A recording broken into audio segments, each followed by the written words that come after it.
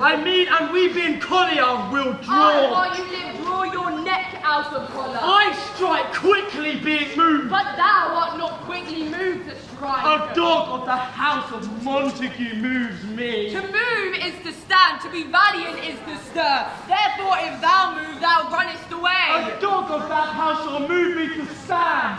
I will take the wall of any man or maid of Montague. Thou don't be a weak slave, for the weakest goes to the wall. 'Tis true, therefore, woman being the weaker vessels, I ever thrust to the wall. Therefore, I will push Montague's men from the wall and thrust his maid to the wall. The quarrel is between our masters and us their men. Draw thy sword. Here comes the house of Montague. My naked weapon is out. Quarrel, I will back thee. How turn thy back and run? Fear me not. No, marry, I fear thee. Let us take the law on our side. Let them begin. I will frown as I pass by, and let them take it as they list. Nay, as they dare. I will bite my thumb at them, which is a disgrace to them if they bear it. Do you bite your thumb at us, sir? I do bite my thumb, sir. Do you bite your thumb at us, sir? Is the law on our side if I say I? No, sir, I do not bite my thumb at you, sir. But I do bite my thumb, sir. Do you quarrel, sir? Quarrel, sir? No, sir. Well, sir. Ah, here comes one of our master's kingsmen. Yes, better, sir. You lie. Sure. If you be men, huh? Gregory, remember thy washing blow?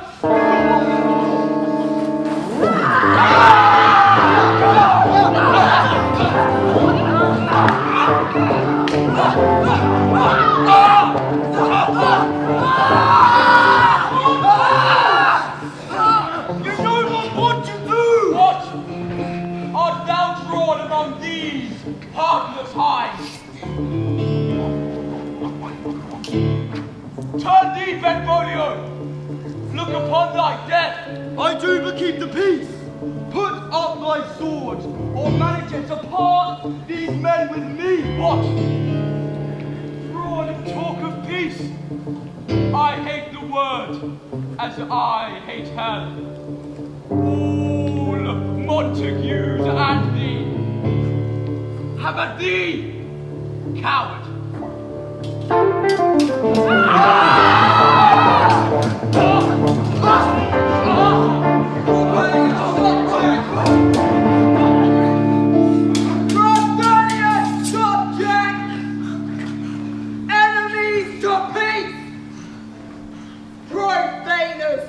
Of this neighbour-stained steel. Old Montague!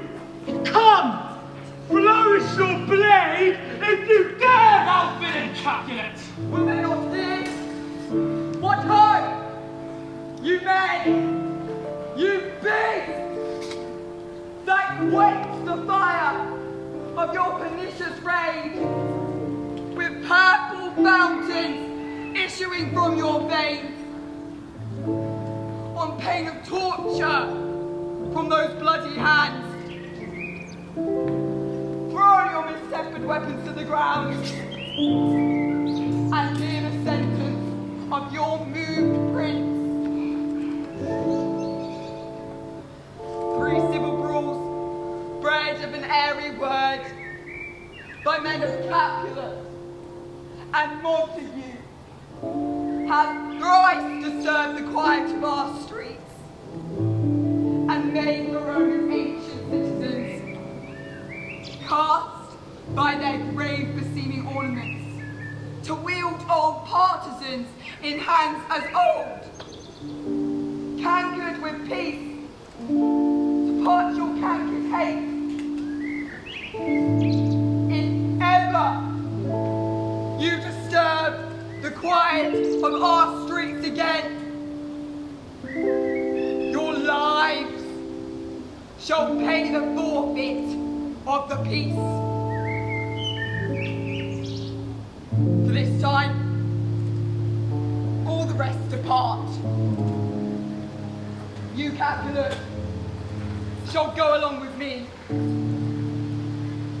And Montague, come you this afternoon to know our further pleasure in this case.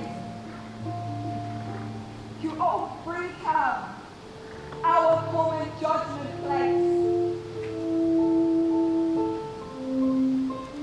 Once more, on pain of death, all men depart! Who sets this ancient quarrel new approach? Speak, nephew! Were you by when it began? Here were the servants of your adversary, and yours close fighting out in the throat. I draw to part them. In the instant came the fiery Tybalt with his sword prepared, which, as he breathed defiance in my ears, he swung about his head and cut the wings, who, nothing hurt withal, hissed him a scorn. While we were interchanging thrusts and blows came more and more, and fought on part and part, till the prince came, who parted either part. Oh, where is Romeo? Saw you him today?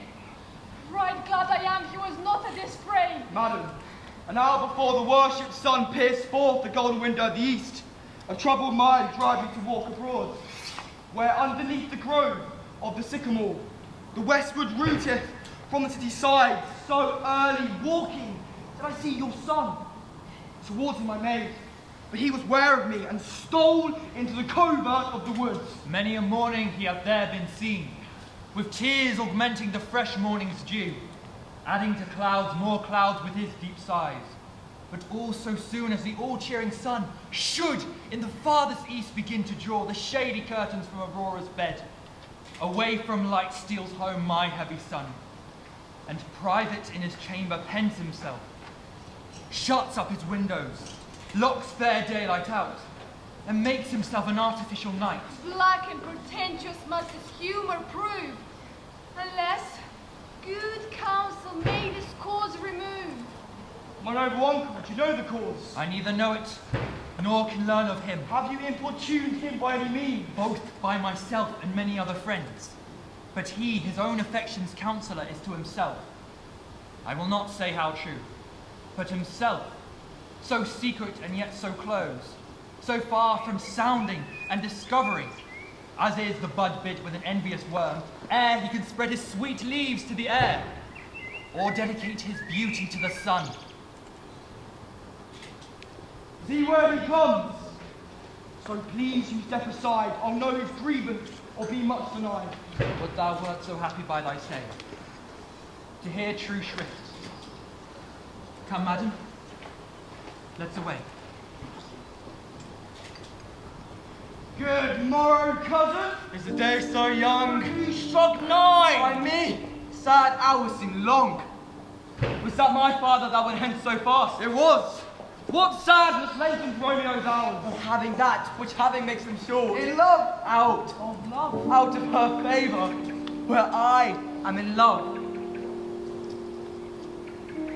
Alas, that love should be so gentle in its view, and so rough and tyrannous. Alas, that love, whose view is muffled still, should without eyes see pathways to his will. Where shall we dine? Oh me, what friend did I hear? Yet tell me not, for I have heard it all. Here's much to do with hate, but more with love.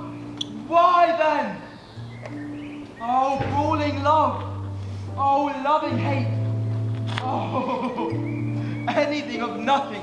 First create. Oh, heavy lightness, serious vanity, misshapen chaos of well-seeming forms. Feather of lead, bright smoke, cold fire, sick health, still waking sleep that is not what it is. This love we and I, that feel no love in this. The song of heart, nay, cuz I rather weep. Heart, what? Have I good heart's depression? Time such is love's transgression. Grief of mine own light heavy in my breast, which thou wilt propagate to have expressed more of thine. This love that thou hast sown doth add much grief to too much of mine own. Love is a smoke, made with a fume of sighs, being purged, a fire sparkling lover's eyes, being vexed, a sea nourished with lover's tears. What is it else? A madness most discreet, a choking gall and a preserving sweet.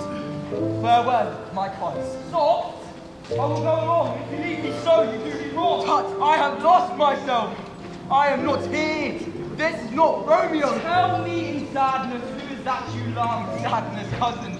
I do love a woman. I ain't so near what I suppose you love. A right good marksman, and she's fair I love. All right, fair mark, fair cuz, in suit is hit. In that hit you'll miss. She'll not be hit with Cupid's arrow. She hath Dian's wit, and in strong proof of chastity well armed, from love's weak childish boast she lives uncharmed. Oh, she is rich in beauty, only poor, that when she dies with beauty dies her store. She hath sworn she will still live chaste. She hath, and in her sparring makes huge waste. For beauty starved with her serenity, cuts beauty off of all posterity. Be ruled by me. Forget to think of her. Teach me how I should forget to think. By giving liberty unto thine eyes. Examine other beauty. 'Tis the way to call hers exquisite and question more. He that is struck and blind cannot forget the precious treasure of his eyesight lost. Show me a mistress that is passing fair. What doth her beauty serve but as a note where I may read who passed that passing fair? Farewell, thou canst not teach me to forget. I'll pay that doctrine or else thine debt. What? But Montague is bound as well as I, in penalty alike. And 'tis not so hard, I think, for men so old as we, to keep the peace. Of honourable reckoning are ye both, and pity 'tis you live at odds so long. But now, my lord, what say you to my suit? But saying over what I have said before, my child is yet a stranger in the world. She has not seen the change of 14 years. Let 2 more summers wither in her pride, ere we may think her right to be a bride. Younger than she, our happy mother's maid. And too soon marred are those so early made. Earth has swallowed all my hopes, but she is the hopeful lady of my earth. But woo her, gentle Paris, get her heart. My consent is but a part, and she agrees within her scope of choice lies my consent and fair according voice. Tonight I hold an accustomed feast, whereto I've invited many guests as I love, and you, among the store, most welcome, makes my number more. Come, go with me. Sirrah, go trudge about through Verona, find these persons that are written in, and to them say, my house and welcome on their pleasure stay. Now, where are we going? Find them out whose names are written here. It is said that the shoemaker should meddle with his yard, and the tailor with his last, the fisher with his pencil, and the painter with his net. But I am sent to find the persons whose names are here written, and can never find the names the writing person hath here written. Oh, I must to the land in good time. Outland, run fast, Lord, have a burning. One desperate grief cures another anguish. Take thou new infection to thine eye. Turn, Guinea, and behold by backwards turning. One desperate grief cures another languish. But that rank poison of the old will die. Your plantain leaf is excellent for that. For what, I pray thee? For your broken shin. Why, Romeo, art thou mad? Not mad, but bound more than a madman is. Shut up in prison, kept without my food. Whipped and tormented and... God den, good fellow. God den. I pray, sir, can you read? My own fortune is my misery. Perhaps you learned it without book, but I pray, can you read anything you see? If I know the letters and the language. Yea, say honestly. Rest you merry. Stay, fellow, I can read. Oh.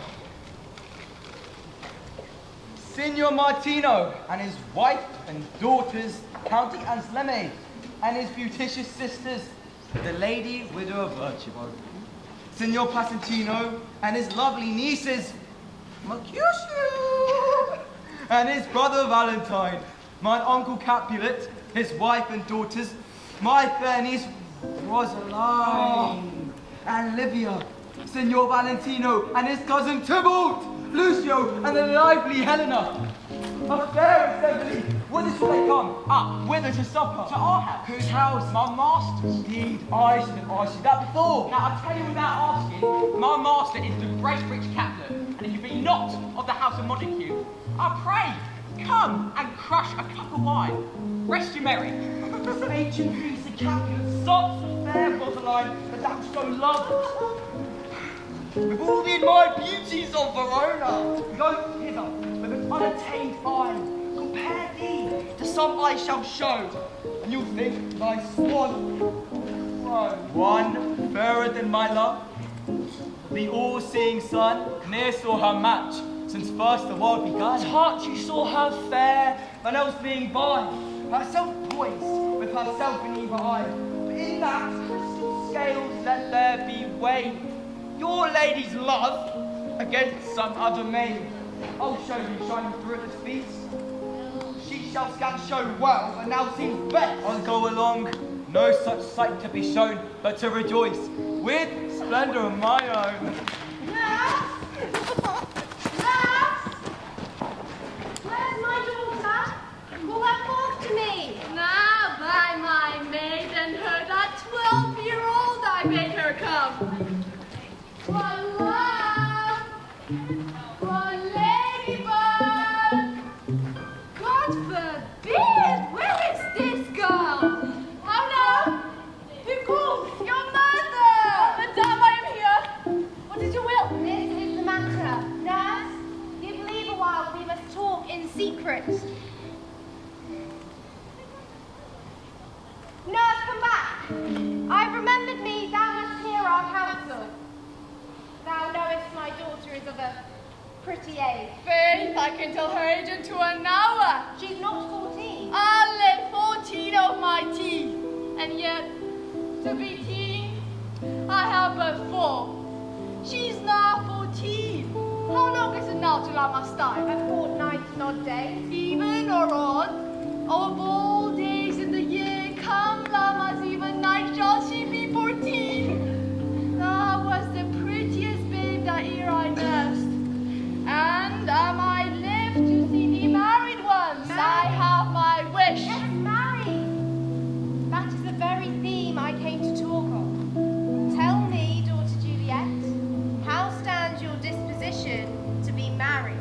'Tis an honor I dream not of. An honor? Were not I thine only nurse, I would say thou hast sucked wisdom from thy teeth. Well, think of marriage now. Here in Verona, ladies of esteem are already made mothers. I was your mother by my count, that you are much upon these years of a maid. Thus then in brief, the valiant Paris seeks you for his love. Oh man, young lady! Is such a man as all the world? Why, he's a man of what? Verona's summer hath not such a flower. Nay, he's a flower in faith, a very flower. What say you? Can you love the gentleman? This night you shall behold him at our feast. Read over the volume of young Paris' face, and find light writ there with beauty's pen. Examine every married lineament, and see how one another lends content. And what obscured in this fair volume lies, find written in the volume of his eyes. This precious book of love, this unbound lover, to beautify him only lacks a cover. The fish lives in the sea, and 'tis much pride that the fair, without the fair, within to hide. That book in many eyes doth share the glory, that in gold class locks in the golden story. So shall you share all that he doth possess, by having him making yourself no less. No less, nay bigger. Women grow by men. Speak briefly. Can you like of Paris' love? I'll look alike, if looking like a moon. But no more will I dart mine eye than your consent of strength to make it fly. Madam! Madam! Oh, my dagger! The guests are come. Supper is served up. You called. My young lady, she asked for the nurse cursed in the pantry and everything in extremity. I must hence away, I beseech you. Follow straight. Oh, the Juliet, the Countess Days. Oldknow and seek happy nights to happy days. What shall this speech be spoke for our excuse? Or shall we on without apology? Let them measure us by what they will.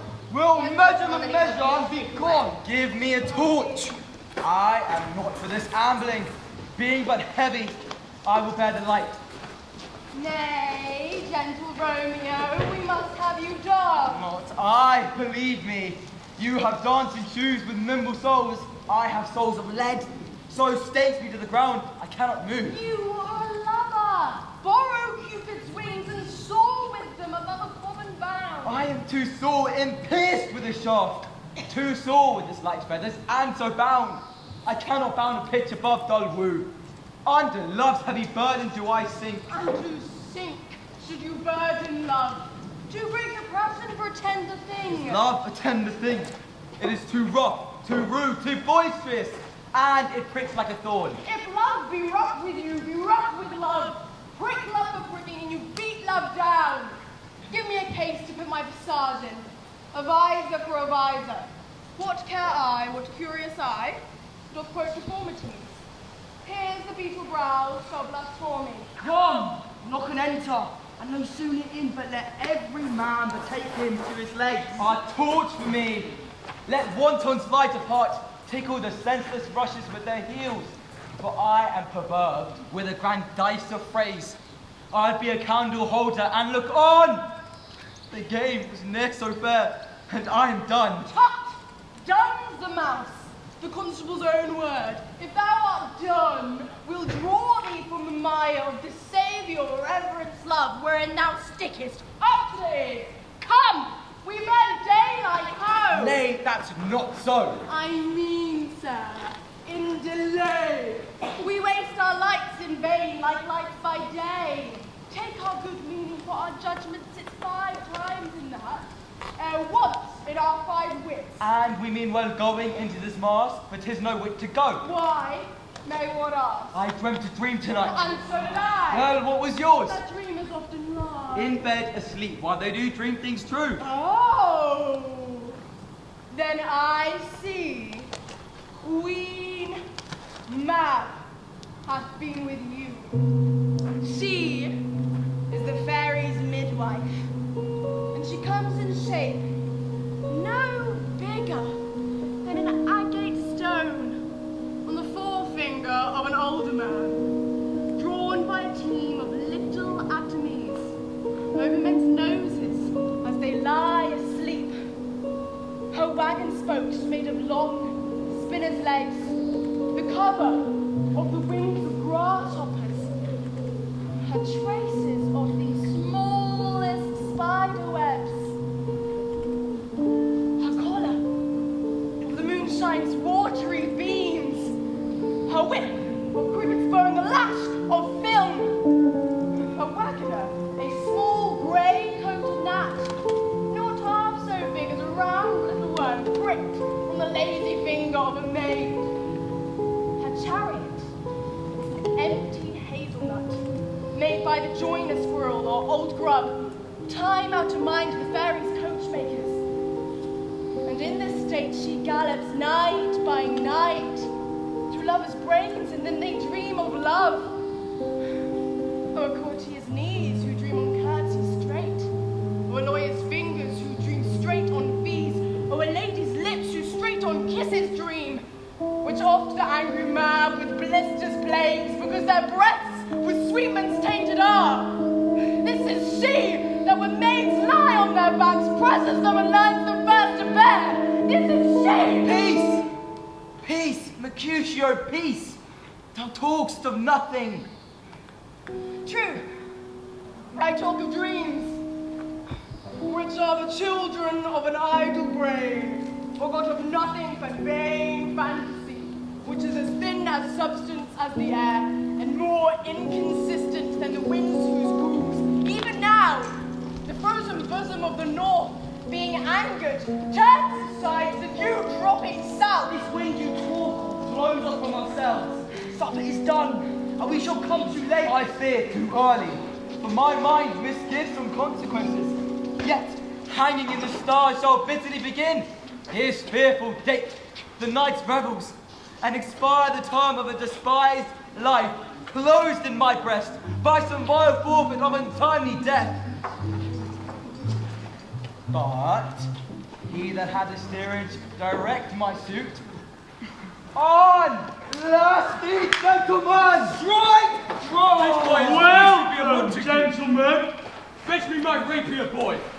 What dares the slave come hither covered with an antic face, to fleer and scorn at our solemnity? Now by the stock and honour of my king, to strike him dead, oh, I hold it not a sin. why? How now, Kingsman? Wherefore storm you so? Uncle, this is a Montague, our foe, a villain that is hither come in spite to scorn at our solemnity of night. Young Romeo, is it? 'Tis he, that villain Romeo. Content thee, gentle Kaza. Let him alone. Bears him like a portly gentleman. And to say truth, Verona brags of him to be a virtuous and well-governed youth. I would not for the wealth of all this town here in my house do him discouragement. Therefore, take no note of him. Put off these frowns, an ill-beseeming semblance for a feast. It's fit, when such a villain is a guest, I'll not endure him. He shall be endured. What good a boy? I say he shall. Am I the master here or you? You'll make a mutiny among my guests. You'll set up a cock-a-hoop, huh? You'll be the man. Uncle, 'tis a shame. You are a saucy boy, 'tis so indeed. This trick may chance to escape you. I know that. You must contrary me. 'Tis time. Well said, my heart. You are a princess. Go. Be quiet, or more light, Gregory. More light. For shame. I will make you quiet. Patience perforce, with willful choler meeting, makes my flesh tremble in their different greetings. I will withdraw, but this intrusion shall, now seeming sweet, convert to bitterest gall. Welcome, gentlemen! Ladies that have their toes unplagued with corns will walk about with you. She that makes dainty, she I swear will have corns. Have I come near ye now? Welcome, gentlemen. I have seen the day that I have worn a visor and could tell a whispering tale in my fair lady's ears, such as would to please. 'Tis gone, 'tis gone, 'tis gone. Oh, you are welcome, gentlemen.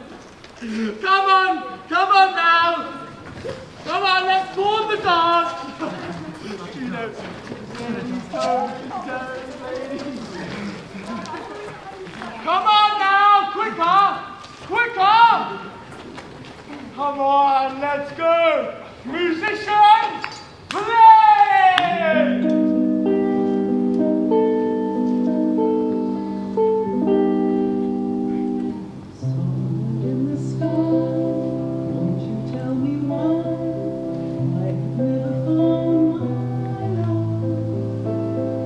Flowers all in bloom, stars that listen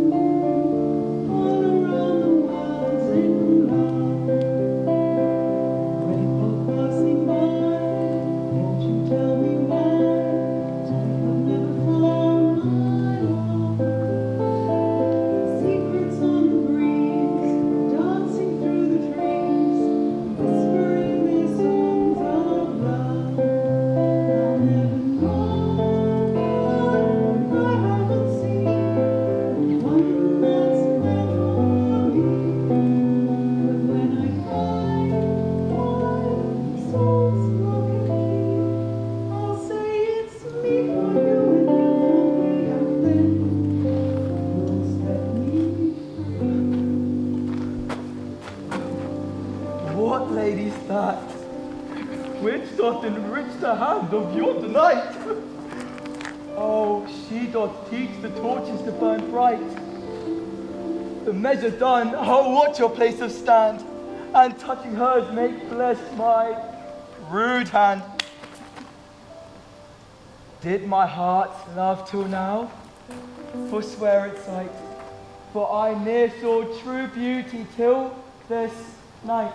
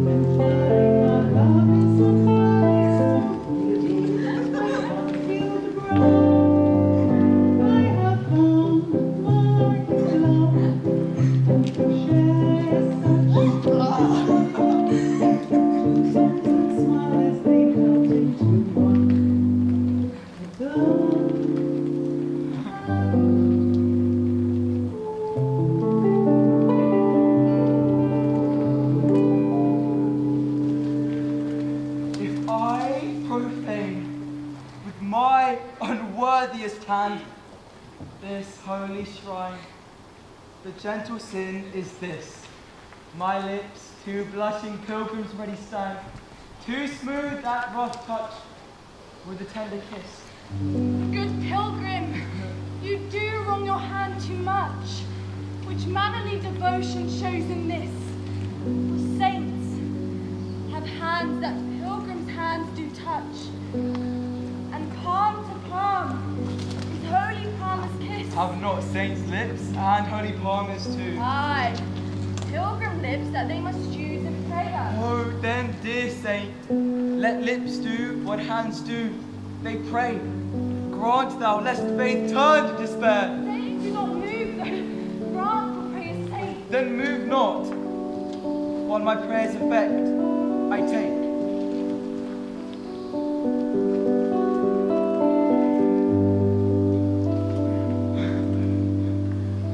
My lips by thine, my sin is purged. Then how do I live the sin that I ever took? Sin from my lips. Oh, trespass sweetly urged, give me my sin again.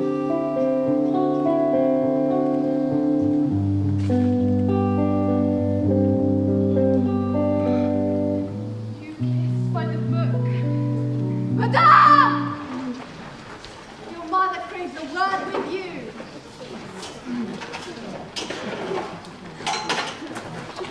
What is her mother? Very bachelor. Her mother is the lady of the house, and a good lady, and a wise and virtuous. I left her daughter that you took with all. I tell you, he that can lay his hold of her shall have the chicks. Is she a Capulet? Oh, dear account, my life is my foe's death. Romeo, away, be gone. The sport is at the best. Aye, so I fear. The more is my unrest. Nay, gentlemen, prepare not to be gone. I have a trifling banquet. alas! Is it even so? What is yon gentleman? Why then I thank you. His name is Romeo. I thank you, honest gentleman. And Montague, the only son of your great enemy. My only love sprung from my only hate. Too early seen and known, and known too late. Prodigious birth of love it is to me that I must love a loathed enemy. What's this? What's this? A rhyme I learned of one I danced with all. Juliet! And on and on. It waxes late. Let's to bed. Let's away.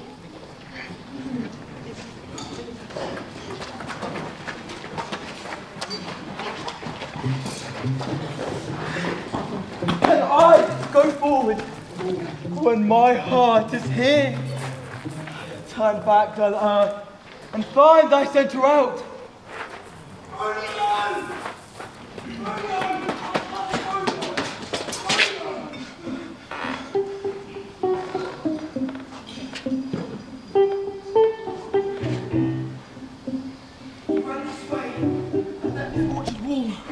He is wise, and all my life has stolen him home to bed. Call, good Mercutio. Nay, I'll conjure to. Romeo! Madman! Passion! Lover! Appear thou in the likeness of a sigh. Speak but one rhyme, and I am satisfied. Cry but I need, pronounce but love and dove. Speak to my gossip Venus, one fair word, one nickname for her pure blind son and heir. Young Abraham Cupid, he has shot, so true, when King Cathedral loved the beggar maid. He heareth not, he stirreth not, he moveth not. The ape is dead, and I must conjure him. I conjure thee, by Rosaline's bright eye, by her high forehead, scarlet lip, fine foot, straight-legged, quivering thigh, and the domains that there adjacent lies. And in thy likeness, thou appear to us. If he hear thee, thou will anger him. Oh, this cannot anger him. 'Twould anger him to raise a spirit in his mistress's service and strange nature, letting it there stand till she hath laid it and conjured it down. In her name I conjure only but to raise up him. Come! He hath hid himself among these trees to be consorted with the humorous light, blind in his love, and best befits the dark. Romeo! Good night. I'll to my truckle bed. This field bed is too cold for me to sleep. Come, let me go. Go then, this is vain. Seeking here that means not to be found. He jests at scars that never felt a wound.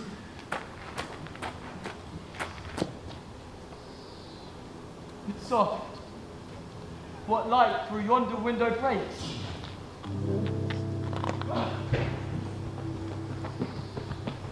It is the east, and Juliet is the sun. Arise, fair sun, and kill the envious moon, who is already sick and pale with grief, that thou, her maid, art far more fair than she. Be not her maid, since she is envious. Her vestal livery is but sick and green, and none but fools do wear it. Cast it off. It is my lady.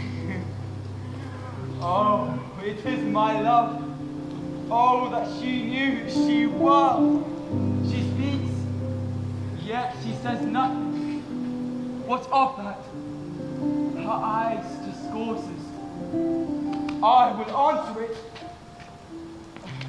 I am too bold, 'tis not to me she speaks.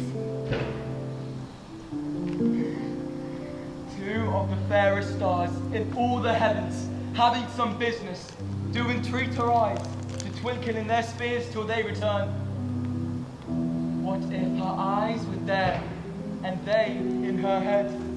Oh, the brightness of her cheek would shade those stars, as daylight doth a lamp. Her eye in heaven would through the airy reaches stream so bright, that birds would sing, and vacant were not night. Oh, see how she leans her cheek upon her hand. Oh, that I were a glove upon that hand, that I might touch that cheek. I need. She speaks! Oh, speak again, bright angel, for thou art as glorious to this night, being o'er my head, as is a winged messenger of heaven. Unto the white art turned wondering eyes of mortals, that fall back to gaze on him, when he bestrides the lazy passing clouds, and sails upon the bosom of the air. Oh, Romeo. Romeo! Wherefore art thou, Romeo? Deny thy father, and refuse thy name.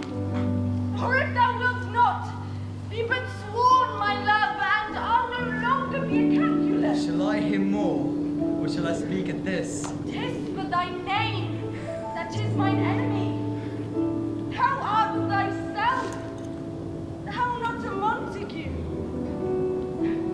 What's a Montague? It is nor hand, nor foot, nor arm, nor face, nor any other part belonging to a man. Thou be some other name. What's in a name? That which we call a rose by any other word would smell as sweet. So Romeo would, were he not Romeo called. Retain that dear perfection which he owed without that title. Romeo got thy name, and for that name, which is no part of thee, take all myself. I take thee at thy word. Call me but love, and I'll be new baptized. Henceforth I will never be Romeo. What man art thou, that dost whisperings in the night so stumblest on my counsel? By name, I know not how to tell thee who I am. My name, dear saint, is hateful to myself because it is an enemy to thee. Had I it written, I would tear the word. My ears have yet not drunk 100 words of thy tongue's uttering, yet I know the sound. Art thou not Romeo? And a Montague? Neither, fair maid, if either thee dislike. How camest thou hither? Tell me, and wherefore? The orchard walls are high and hard to climb, and the place death, considering who thou art, if any of my kinsmen find me here. Love's light wings did I o'erapproach these walls, for stony limits cannot hold love out. And what love can do, the death of a tempt, therefore thy kinsmen are no stop to me. They do see thee, they will murder thee. Alack, their lives more perilous in thine eye than 20 of their swords. Look thou, but sweet, and I am proof against their enmity. I would not for the world they saw thee here. I have night's cloak to hide me from their eyes, and but thou love me, let them find me here. My life were better ended by their hate than death for road, wanting of thy love. By whose direction bound us out this place? My love that first did prompt me to inquire.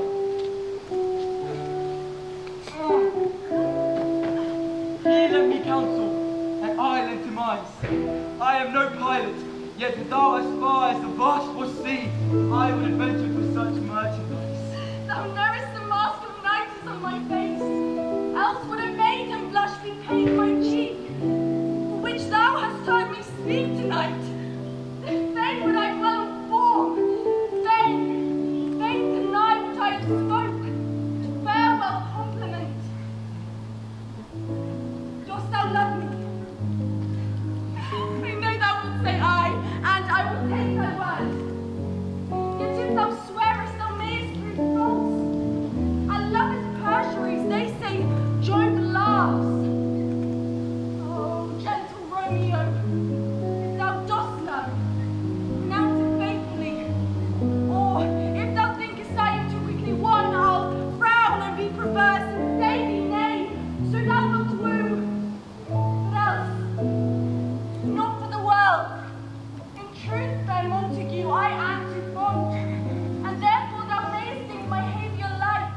But trust me, gentlemen, I'll prove more true than those that are more cunning to be strange. I should have been more strange, I must confess. But what thou overheardest, ere I was where my true love passion. Therefore pardon me, and not impute this yielding to light love which the dark night hath so discovered. Lady, by yonder blessed moons, I vow that tis... Oh, swear not by the moon. The inconstant moon, the monthly changes in a certain orb. Lest that thy love me prove likewise variable. What shall I swear by? Do not swear at all. And thou wilt swear by thy gracious self, which is the God of my idolatry, and I'll believe thee. If my heart still Do loves... not swear. Although I joy in thee, I have no joy in this contract tonight. It is too rash, too unadvised, too sudden, too like the lightning which does cease to be ere one can say it lightens. Sweet, good night. This bud of summer's life by ripening breath may prove a beauteous flower when we next meet. Good night. Good night. As sweet response and rest come to thy heart as within my breast. Oh, wouldst thou leave me so unsatisfied? What satisfaction canst thou have tonight? The extent of thy love's faithful vow for mine. I gave thee mine before thou didst request it, and I would it were to give again. Wouldst thou withdraw it? For what purpose, love? To be frank, and give it thee again. And yet I wish but for the thing I have. My bounty is as boundless as the sea, my love as deep. The more I give to thee, the more I have, for both are infinite.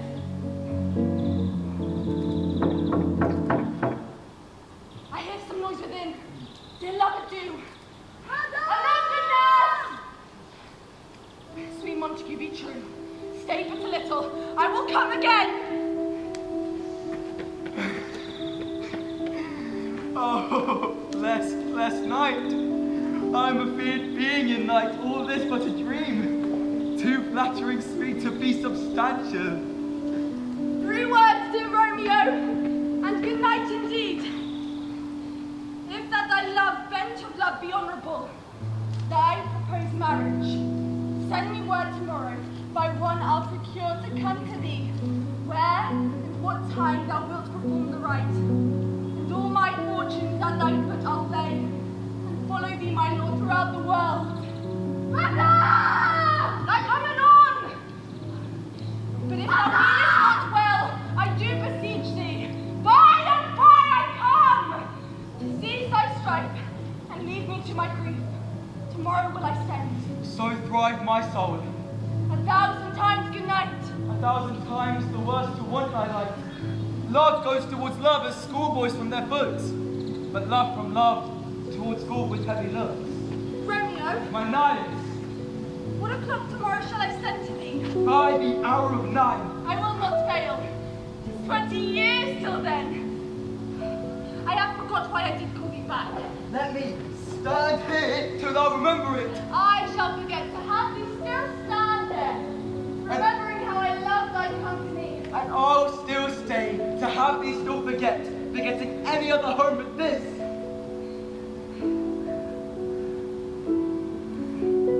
Good night. Good night. Parting is such sweet sorrow that I shall say good night till it be morrow.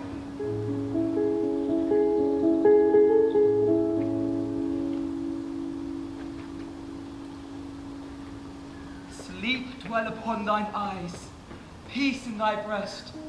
Would I were sleep in peace so sweet to rest. Hence will I go to my ghostly father's cell, his help I crave, and my dear's hap to tell. The grey-eyed morn smiles on the frowning night, checkering the eastern clouds with streaks of light. And fleckled darkness like a drunkard reels from forth days past and Titan's burning wheels.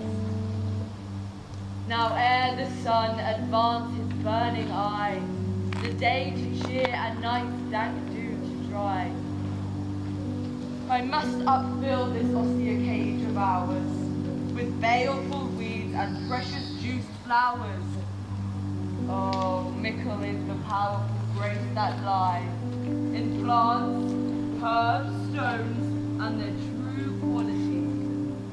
For naught so vile that on earth doth live, but to the earth some special good doth give.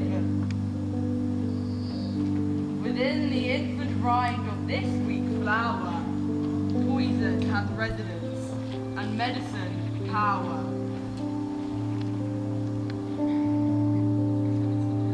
Good morrow, Father. Benedicite, what early tongue so sweet salutes me? Young son, it argues a distempered head to bid good morrow to thy bed. Therefore thy earliness doth me assure, Romeo hath not been in bed tonight. The last was true, the sweeter rest was mine. God pardon sin was thou with Rosaline. Rosaline? My ghostly father, no! I have forgot that name, and that name's woe. That's my good son. Where hast thou been then? I will tell thee ere thou askest me again. I have been feasting with mine enemy, where on a sudden one hath wounded me, and by me wounded, both are remedies within thy health and holy psychic lies. Be plain, son, and homely in thy riddling confession, finds but riddling shrift. Then plainly know my heart's dear love is set on the fair daughter of rich Capulet. As mine and hers, so hers set on mine. And all combined, save what thou must combine by holy marriage. When, where, and how we met, we wooed. I'll tell thee as we pass, but this I pray, that thou consent to marry us today. Holy Saint Francis, what a change is here! Is Rosaline, whom thou did love so dear, so soon forsaken?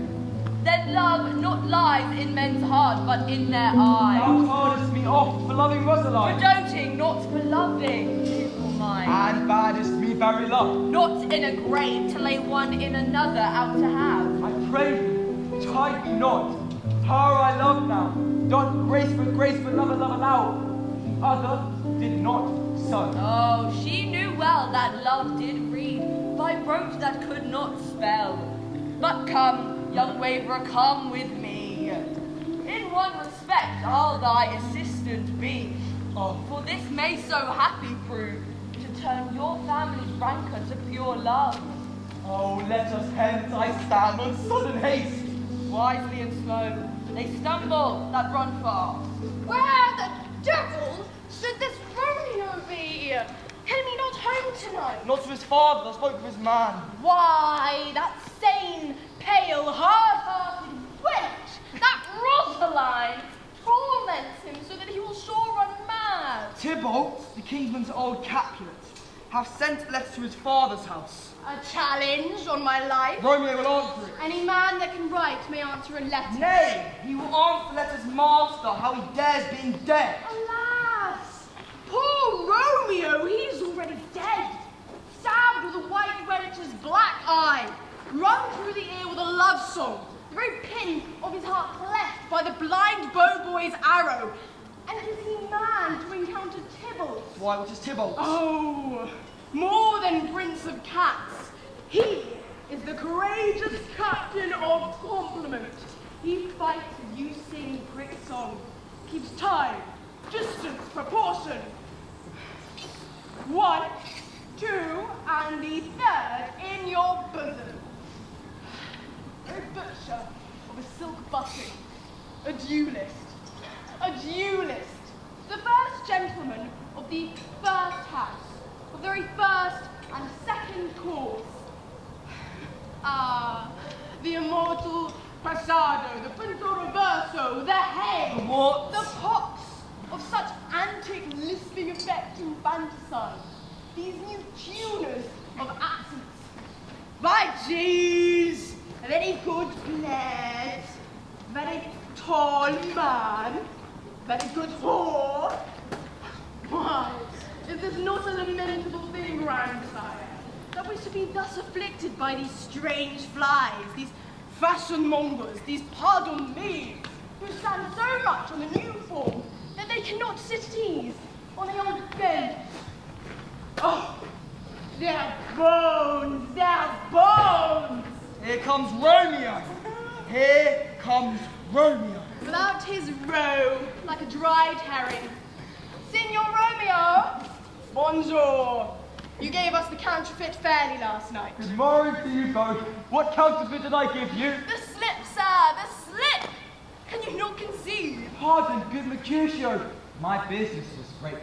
And in such a case as mine, a man may strain courtesy. That's as much as to say a case as yours constrains a man to bow at their hand. Meaning to courtesy. Thou hast most kindly hit it. A most courteous exposition. Nay, I'm the very pink of courtesy. Pink for flower. Right? Why then is my pump well flowered? Show it. Follow me this just now till thou hast worn out thy pump, and after the wearing, the single soul of it may remain solely singular. Oh, single soul, yes. Solely singular for the singleness. Come between us, good Benvolio. My wits faint. Stop there. Stop there. Why, is this not better now than groaning for love? Now art thou suitable. Now art thou Romeo. Now art thou what thou art, by art as well as by nature. Here's goodly gear. A sail, a sail. Two, a shirt and a smock. Peter, And on.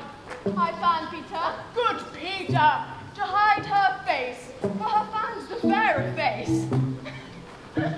God ye good morrow, gentlemen. Good ye good den, fair gentlewoman. Is it good then? Oh, 'tis no less, I tell ye, for the broady hand of the dial is now upon the prick of the noon. Oh, upon you, what a man are you?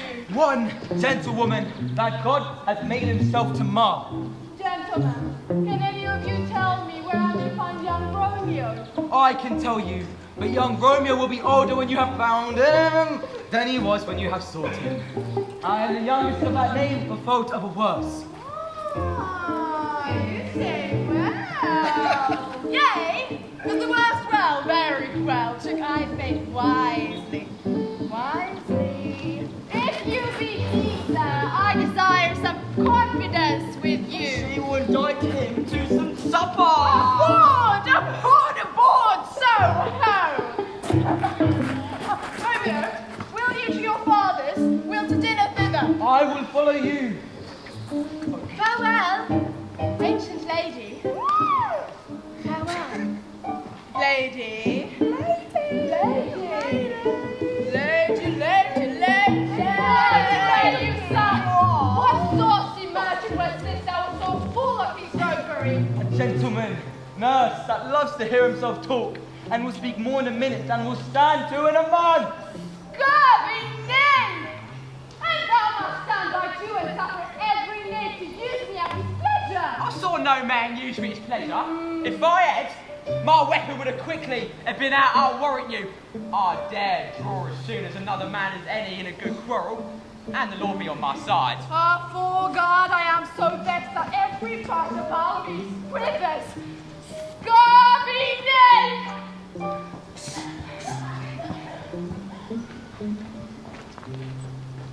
I pray you, sir, a word. And as I told you, my lady bade me inquire you out.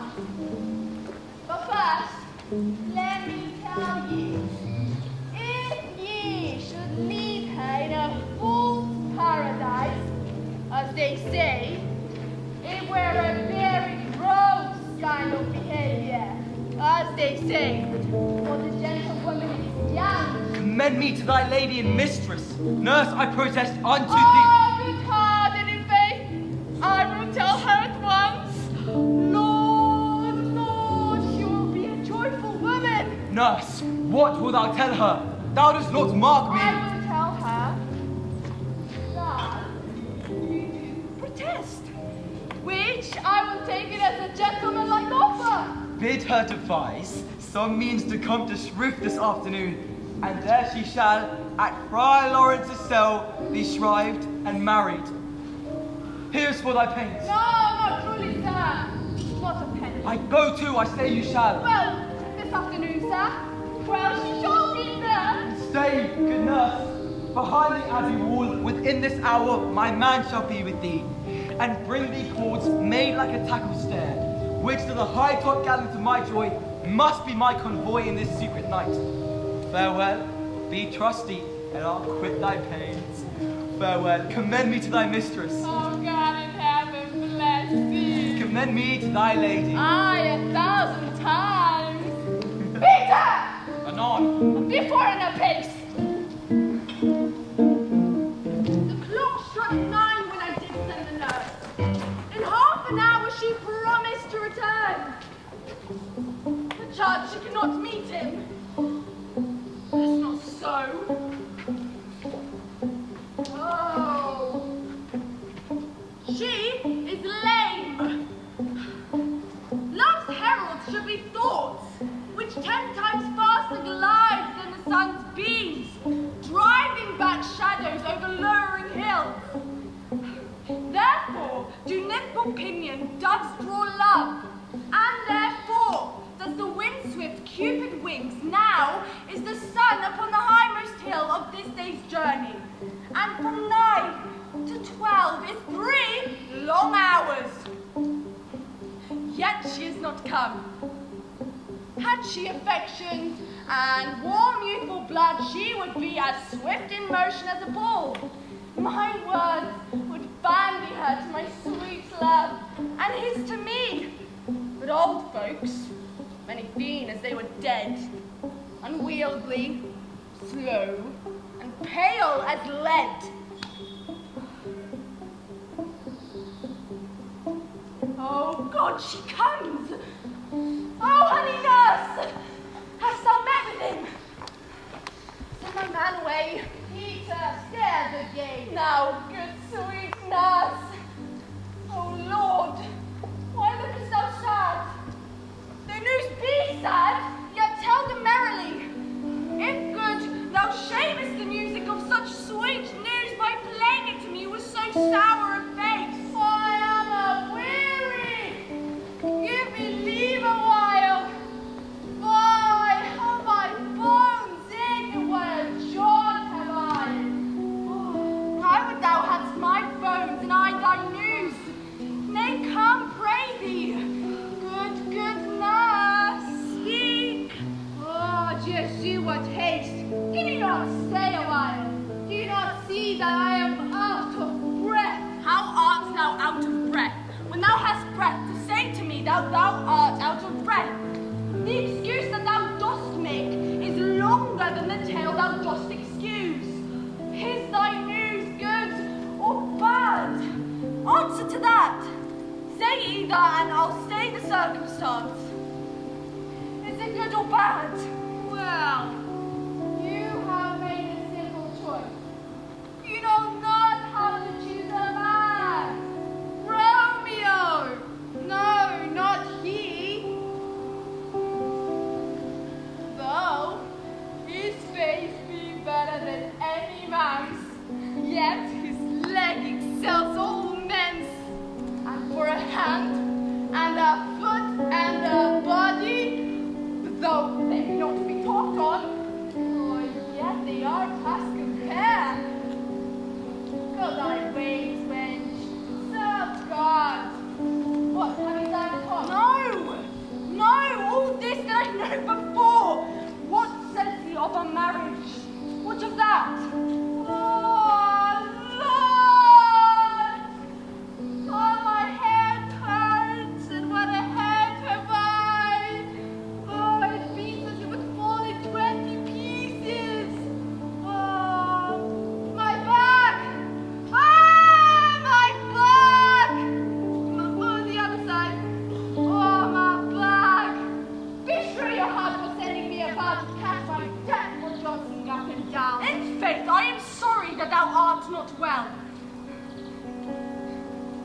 Sweet nurse.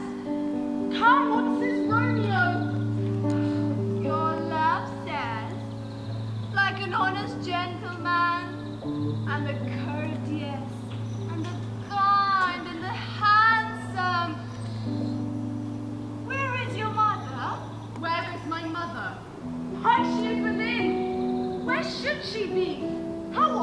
thou appliest your love scent like an honest gentleman. Where is your mother?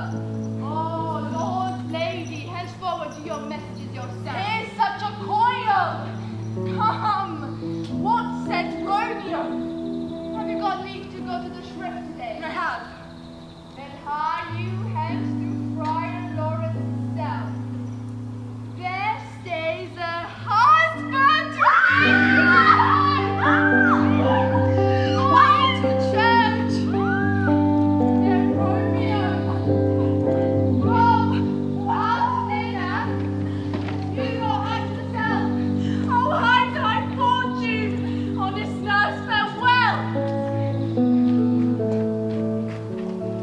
So smile the heavens upon this holy act, that after our sorrow chide us not. Amen, amen. Come what sorrow can. It cannot countervail the exchange of joy. Now one short minute that gives me in her sight. Do thou but close our hands with holy words. Then love devouring death, do what he dare. It is enough I may but call her mine. These violent delights have violent ends, and in their triumph die like fire and powder which as they kiss consume. The sweetest honey is loathsome in his own deliciousness. Therefore love moderately, long love doth so. Too swift arrives as tardy as too slow. Look, sir, here comes the lady toward my cell. Oh, so light a foot will near wear out the everlasting flint. Oh, good even to my ghostly confessor. Romeo shall thank thee, daughter, for us both. As much to him as is his thanks too much. Ah, Juliet, if the measure of thy joy be heaped like mine, and that thy skill be more to blazon it, then sweeten with thy breath this neighborhood air, and let rich music's tongue unfold the imagined happiness that both receive in either by this dear encounter. Conceit, more rich in matter than in words. They are but beggars that can count their worth. My true love has grown to such excess I cannot sum up some of half my wealth. Come with me, and we will make short work. For you two shall not stay alone till Holy Church in corporate be one.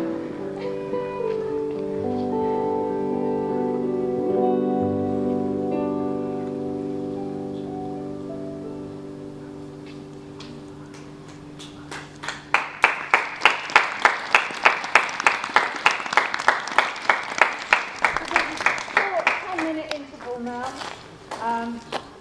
Ladies and gents break, and there's some drinks and snacks outside if you want, so 10 minutes.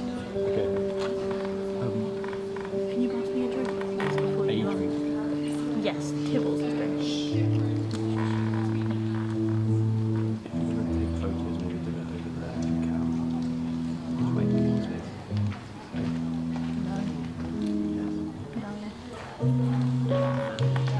Get the ones with the big Okay. It's true. Chris is hearing everything.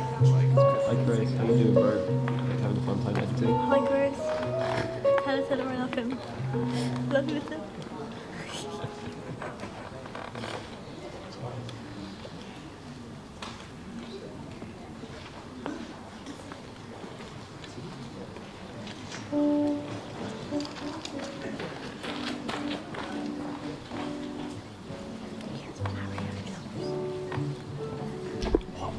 He jumps like Mario.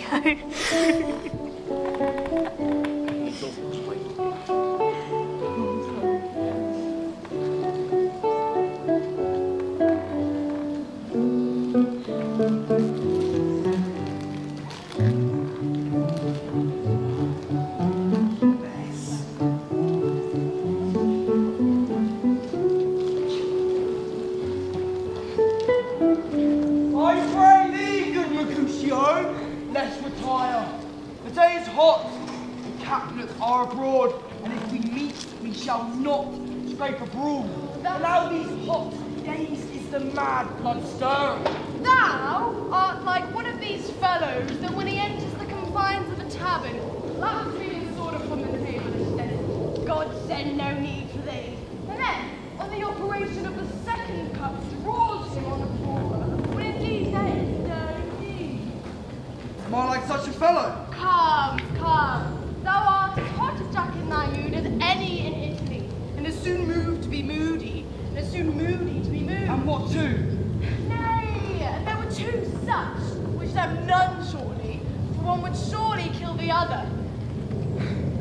Thou would quarrel with a man for having a hair more or a hair less in his beard than thou hast. Thou would quarrel with a man for cracking nuts, having no other reason than thou hast hazel eyes. What eye but such an eye would spy out such a quarrel? Thy head is full of quarrels, as an egg is full of meat. And yet thy head has been beaten as adal as an egg for quarrelling. Thou hast quarrelled with a man for coughing in the street because he hath wakened thy dog that has lain asleep in the sun. Dost thou not fall out with a tailor for wearing his new doublet before Easter, with another for tying his old shoes with new ribbons? And yet thou wilt you to me from quarrelling? And I was so apt to quarrel as thou art any man should buy the fee simple of my life for an hour and a quarter. The fee simple. Oh, simple. By my head here come the Capulets. By my needle, I cannot. Hold me close, for I shall speak to them. Gentlemen, good gent, a word with one of you. And but one word with one of us, couple it with something, make it a word and a blow. You'll find me apt enough to that, sir, and you'll give me occasion. Could you not take some occasion without giving? Mercutio, thou consortest with Romeo. Consort? What? Dost thou make us minstrels? And thou make minstrels of us? Look, to hear nothing but discord. Here's my fiddlestick. Here's I shall make you dance. Soon, consort. We talk here in this public haunt of men. Either withdraw in some private house and reason coldly of your grievances, or else depart. Here all eyes gaze on us. Men's eyes were made to look, and let them gaze. I will not budge for no man's pleasure. Well, peace be with you, sir. Here comes my man. I'll hang, sir, if he won't be whatever it is. Go forth to field, he'll be your follower. Your words be that sensitive man. Romeo, the love I bear thee affords no better term than this. Thou art a villain. Tybalt, the reason that I have to love thee doth much excuse the appertaining rage to such a greeting. Villain am I none, therefore farewell, I see thou knowest me not. Boy!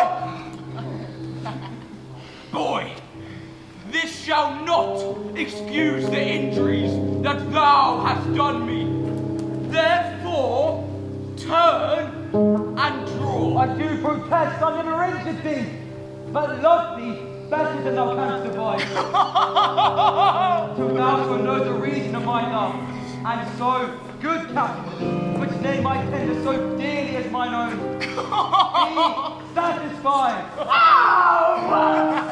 Come, dishonorable, vile submission.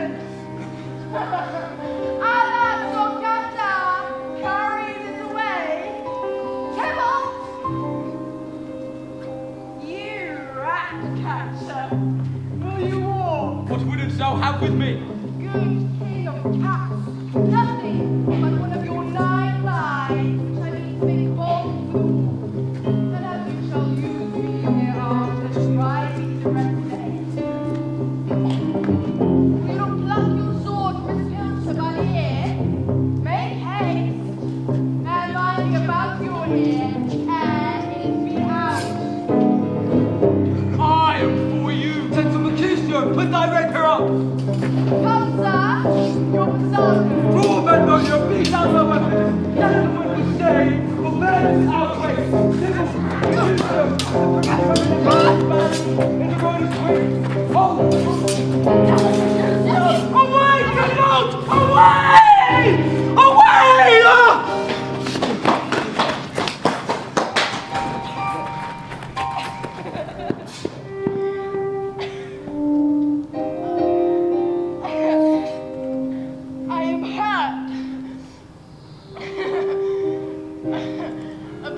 both your houses. I'm spent. Is he gone and have nothing? What art thou hurt? I a scratch. Mary, it is enough. Sir, where's my page? Go, villain, fetch a surgeon. Courage, man, the hurt cannot be much. Nay, 'tis not so wide as a church door, nor so deep as a well. But 'tis enough. It will serve. Ask for me tomorrow, and you shall find me a grave man.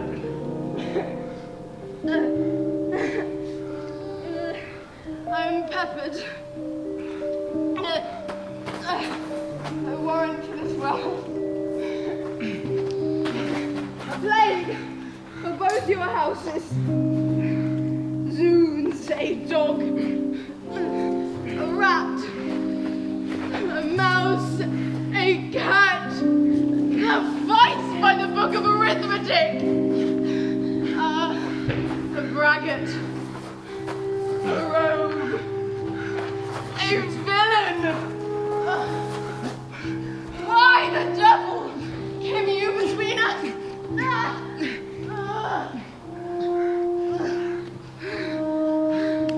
I was hurt under your arm. I thought all for the best. Help me into the house, Benvolio, or I shall faint. The plague of both your houses. They have made worms meat of me, and sound me too. Your houses.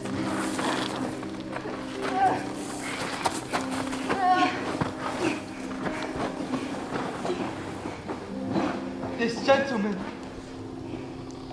the prince is no ally. My very friend hath got this mortal hurt in my behalf.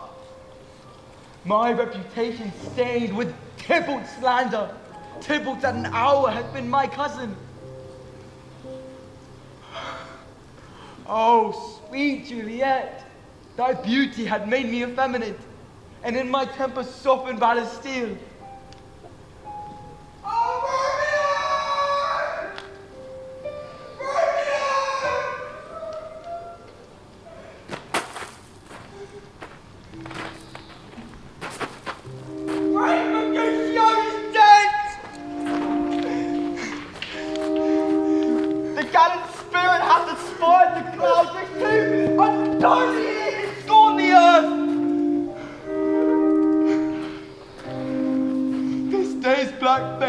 On most days doth depend.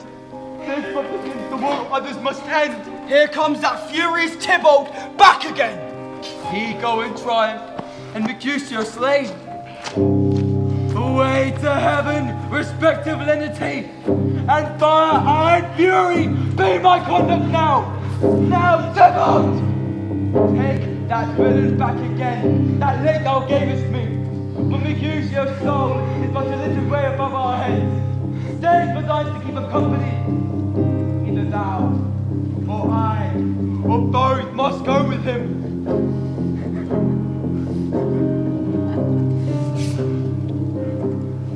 Thou, wretched boy, that didst consult him here, shout with him. Hence, this out the tongue and land.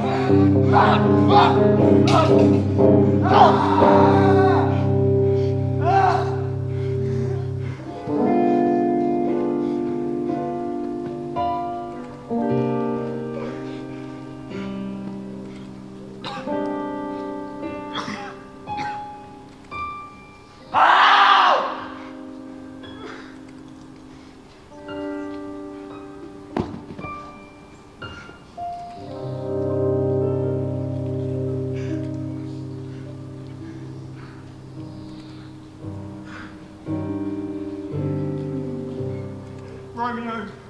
Away! Be gone! The citizens are up and Tybalt slain.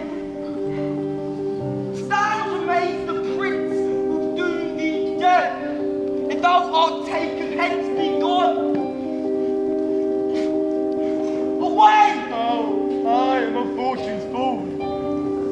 Why dost thou stay? Which way ran he that killed the cruiser? Tybalt the murderer, which way ran he? There lies that Tybalt. Where are the vile beginnings of this fray? Oh, noble prince, I can discover all. The unlucky manage of this fatal brawl. There lies that man, slain by young Romeo that slew thy kinsman brave Mercutio.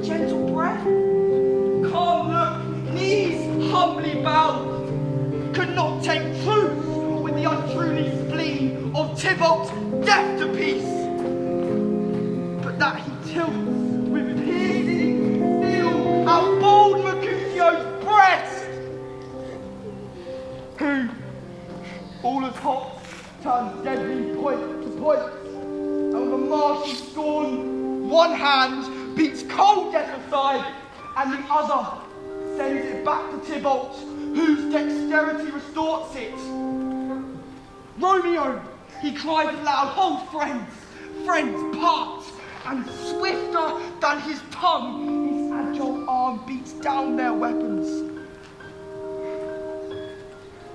And twixt them rushes, underneath whose arm an envious thrust from Tybalt hit the life of stout Mercutio, and then Tybalt slain. And as he fell, did Romeo turn and fly? This is the truth.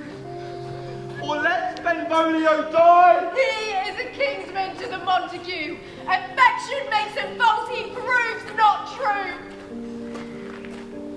Some 20 of them fought in this black strife, and all but 20 could but kill one life.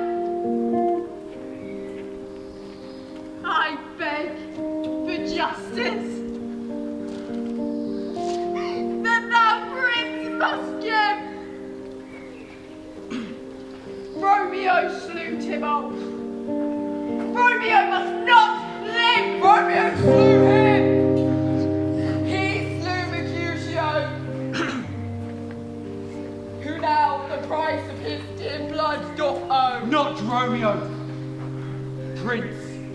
He was Mercutio's friend. His fault concludes what the law should end.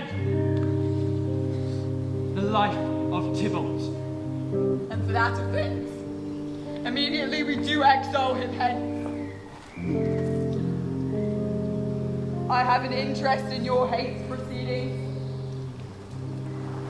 My blood for your rude brawls doth lie a-bleeding. But I'll immerse you all in so strong a fight that you shall all repent the loss of mine. I will be deaf to pleading and excuses, nor tears, nor prayers shall purchase out abuses. Therefore use none. Let Romeo hence in haste. Else when he has found that hour is his last. Bear hence this body, and attend our will. Mercy, but murder's pardoning those that kill.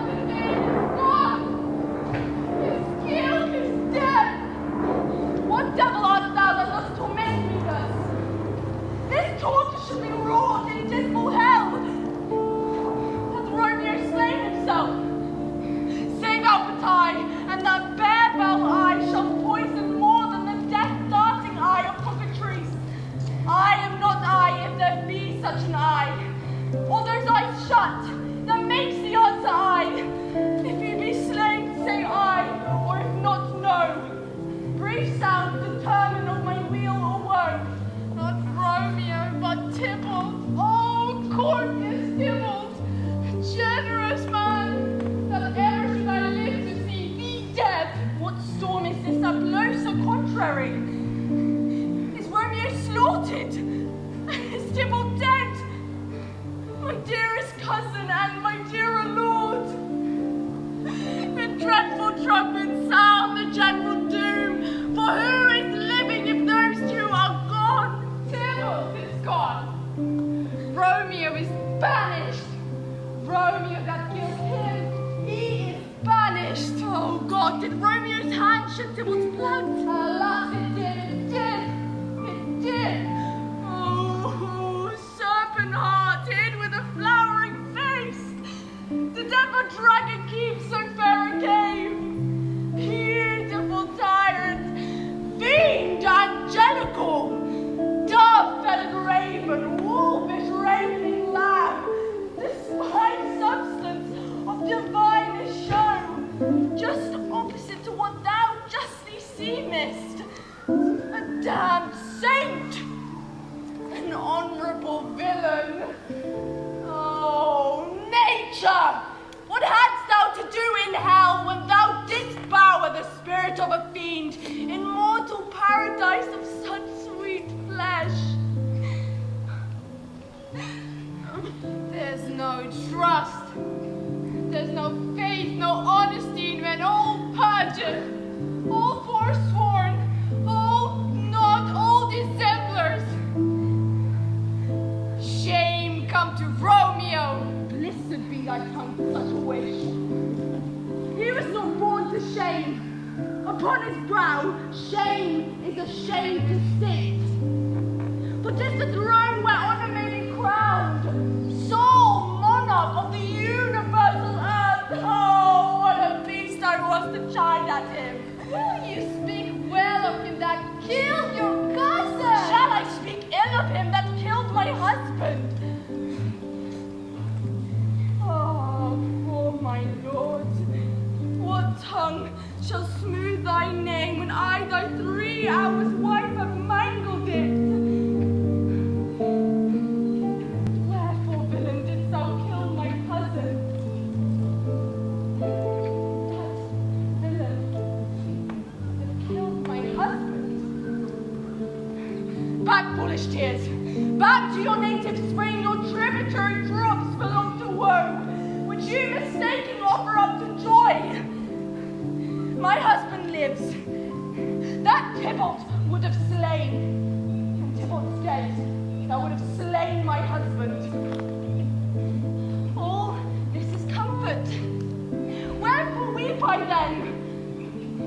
Some word there was worse than Tybalt's dead, that murdered me. I would forget it fain. But oh, it presses to my memory. Tybalt is dead, and Romeo banished. That one word, banished, had slain 10,000 Tybalts. Tybalt's death was woe enough if it had ended there. Oh, where is my father and my mother now, weeping and wailing over Tybalt's corse? Will you go to them? I'll bring you thither. Wash thy his wounds with tears. Mine shall be spent when theirs are dry for Romeo's punishment.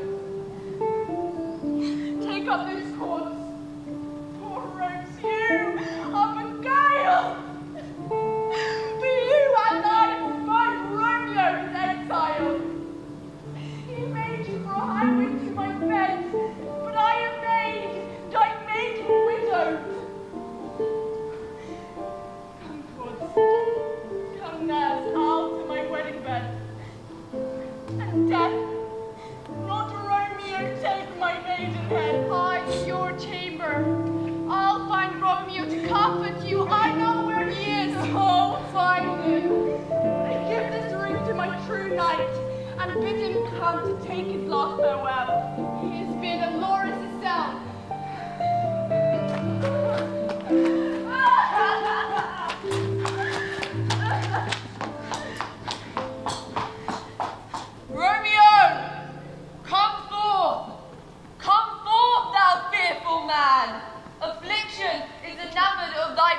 and thou art wedded to calamity. Father, what news? What is the prince's doom? What sorrow craves acquaintance in my hand that I yet know not? Too familiar is my dear son with such sour company.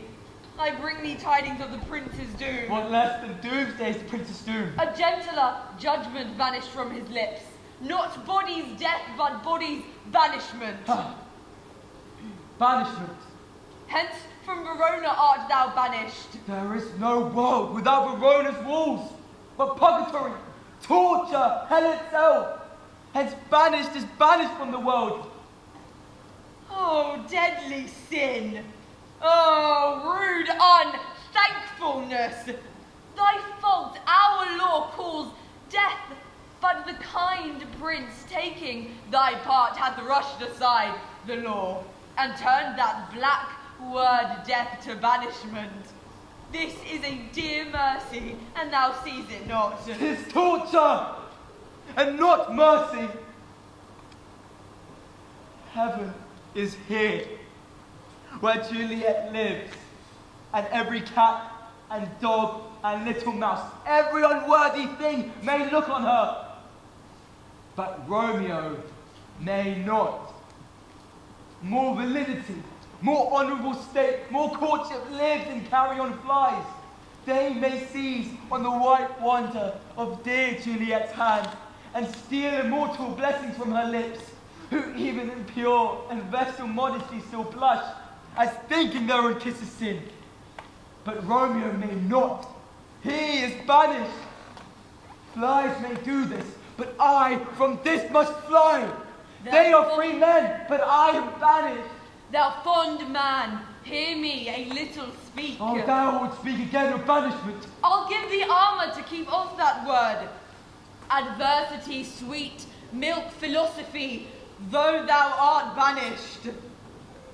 Yet banished, hang up philosophy, unless philosophy can make it Juliet. Display to town, reverse the prince's doom. It helps not, it prevails not. Talk no more. Oh, then I see the madman hath no ears. How should they when that wise man have no eyes? Let me dispute with thee of thy estate. Thou canst not speak, thou dost not feel. Wert thou as young as I, Juliet thy love, and Owl but married, Tybalt murdered, dotting like me, and like me banished, then mightest thou speak. Then mightest thou tear thy hair, and fall upon the ground as I do now, taking the measure of an unmade grave. Arise, one knocks. Who's there? Romeo, stand up. Hark how they knock. Stay a while. Stand up, run to my study. Who's there? What's your will? Let me come in and you shall know my errand. I've come from Lady Juliet. Welcome, then. Oh, holy friar, oh, tell me, holy friar, where's my lady's lord? Where's Romeo? There on the ground, his own tears made drunk. Piteous predicament, even so lies she. Blubbering and weeping, weeping and blubbering.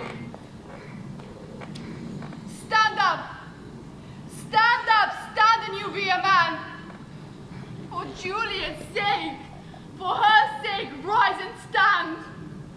Nurse. Ah, sir, death's the end of all. Speakest thou of Juliet? How is it with her? Does she not think me an old murderer? Where is she? How does she? And what says my concealed lady to our cancelled love? Oh, she says nothing, sir, but weeps and weeps. And then she falls down on her bed, then stands up, and then falls down again. Oh, tell me, friar, tell me, in what vile parts of his anatomy doth my name load? Tell me, that I may sake the hateful mansion. Hold thy desperate hand! Art thou a man? Thy form cries out thou art. I thought thy disposition better tempered. Hast thou slain Tybalt? Wilt thou slay thyself, and slay thy lady which in thy life lives, by doing damned hate upon thyself. What roused thee? Man, thy Juliet is alive. Thy law, which threatened death, becomes thy friend, turns it to exile. There art thou happy. Happiness courts thee in her best array. Go get thee to thy love as was decreed. Ascend her chamber hence and comfort her. But look that thou stay not till the watch be set. 'Cause then thou cannot pass to Mantua, where thou shalt stay till we can find time to blaze your marriage, reconcile your friends, beg pardon of the prince, so thou can come back with 20,000 times more joy than went forth in lamentation. Go before the nurse, commend me to thy lady, bid hasten her house to bed.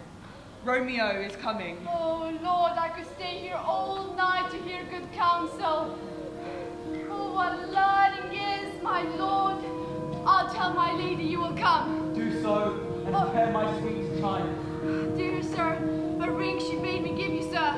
Hi, you make haste, it grows so late. How well my comfort is revived by this. 'Tis late. Here stands all your state. Either be gone before the watch set, or by the break of day disguised from hence. Sojourn in Mantua, I'll find out your man, and he shall signify from time to time every good hap that chances to you here. Give me thy hand. 'Tis late. Farewell, good night. But that a joy past joy calls out on me, it were a grief so brief to part with thee. Farewell. Things have fallen out, sir, so unluckily that we have had no time to move our daughter. Look you, she loved our kinsman Tybalt dearly, and so did I. Well, we were born to die. 'Tis very late, she'll not come down tonight, I promise you. But for your company, I would have been bed an hour ago. These times of woe afford no time to woo. Madame, good night. Commend me to your daughter. I will, and know her mind early tomorrow. Tonight she is mewed up to her heaviness.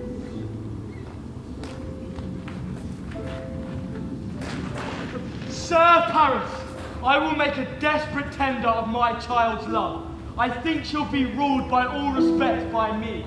Nay more, I doubt it not. Why, go you to her ere you go to bed.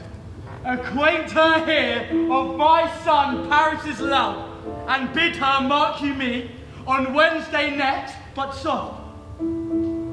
What day is this? Monday, my lord. Monday? Oh. Well, Wednesday is too soon. A Thursday. Let it be a Thursday. Tell her she shall be married to this noble earl. Will you be ready? Do you like this haste? My lord, I would that Thursday were tomorrow. Well, get you gone now. A Thursday be it then. Wife, go prepare her for this wedding day. Farewell, my lord.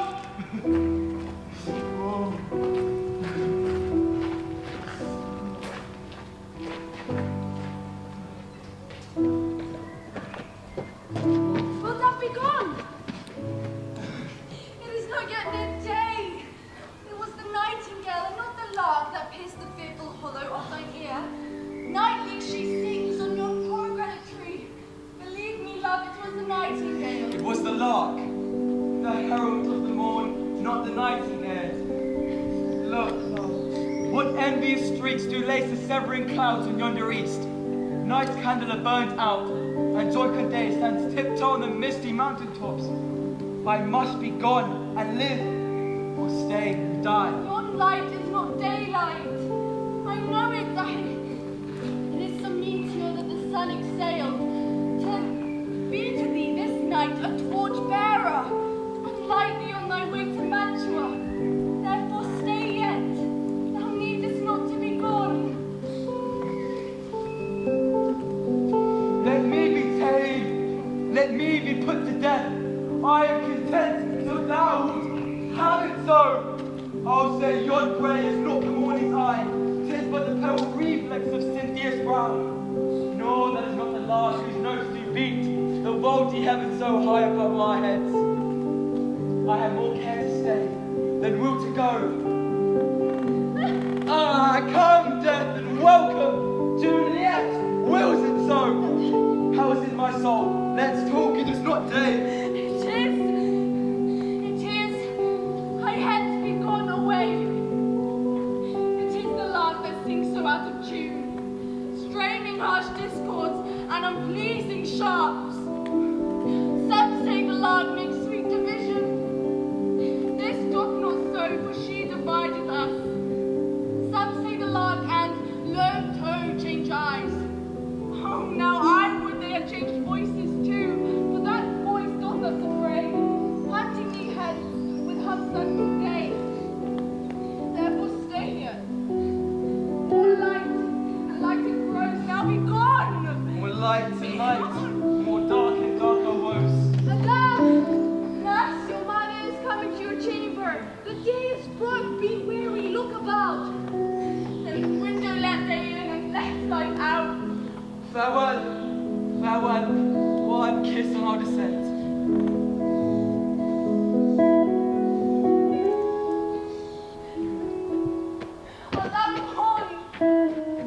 Love Lord, my husband, friend, I must hear from thee every day in the hour, for in a minute there are many days. Oh, by this count I shall be much in years ere again behold my Romeo. Farewell, I will admit no opportunity that may convey my greetings, love, to thee. Oh, thinkest thou we shall ever meet again? I doubt it not, and all these woes shall serve as sweet discourses in our time to come. Oh, God. Methinks I see thee now, thou art so low as one dead in the bottom of a tomb. Either my eyesight fails, or thou lookest pale. Trust me, love, in my eyes so do you. Dry sorrow drinks our blood. Adieu. Adieu.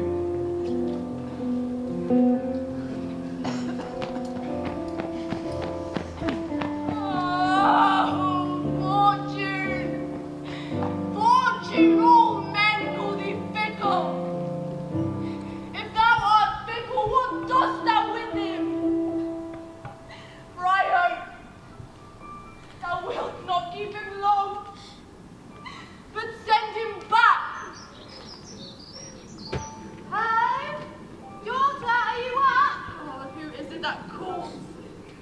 It is my lady mother. Is she not down so late or up so early?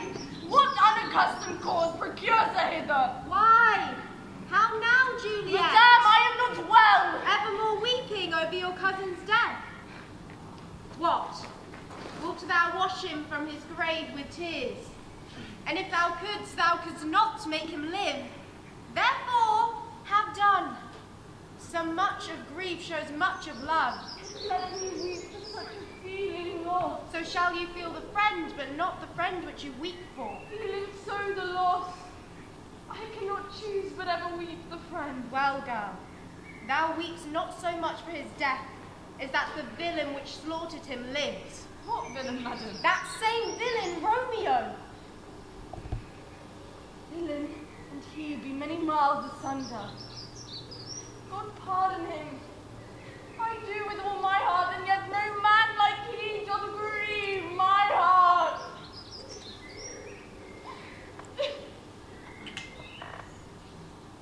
That is because the traitor murderer lives. Aye, madam, from the reach of these my hands, would none but I might venge my cousin's death. We will have vengeance for it. Fear thou not, then weep no more. I'll send one to Mantua, shall give him such an unaccustomed dram that he shall soon keep Tybalt company. And then I hope thou wilt be satisfied. Indeed, I shall not be satisfied with Romeo until I behold him. Dead! Is my poor heart so for a kinsman vexed?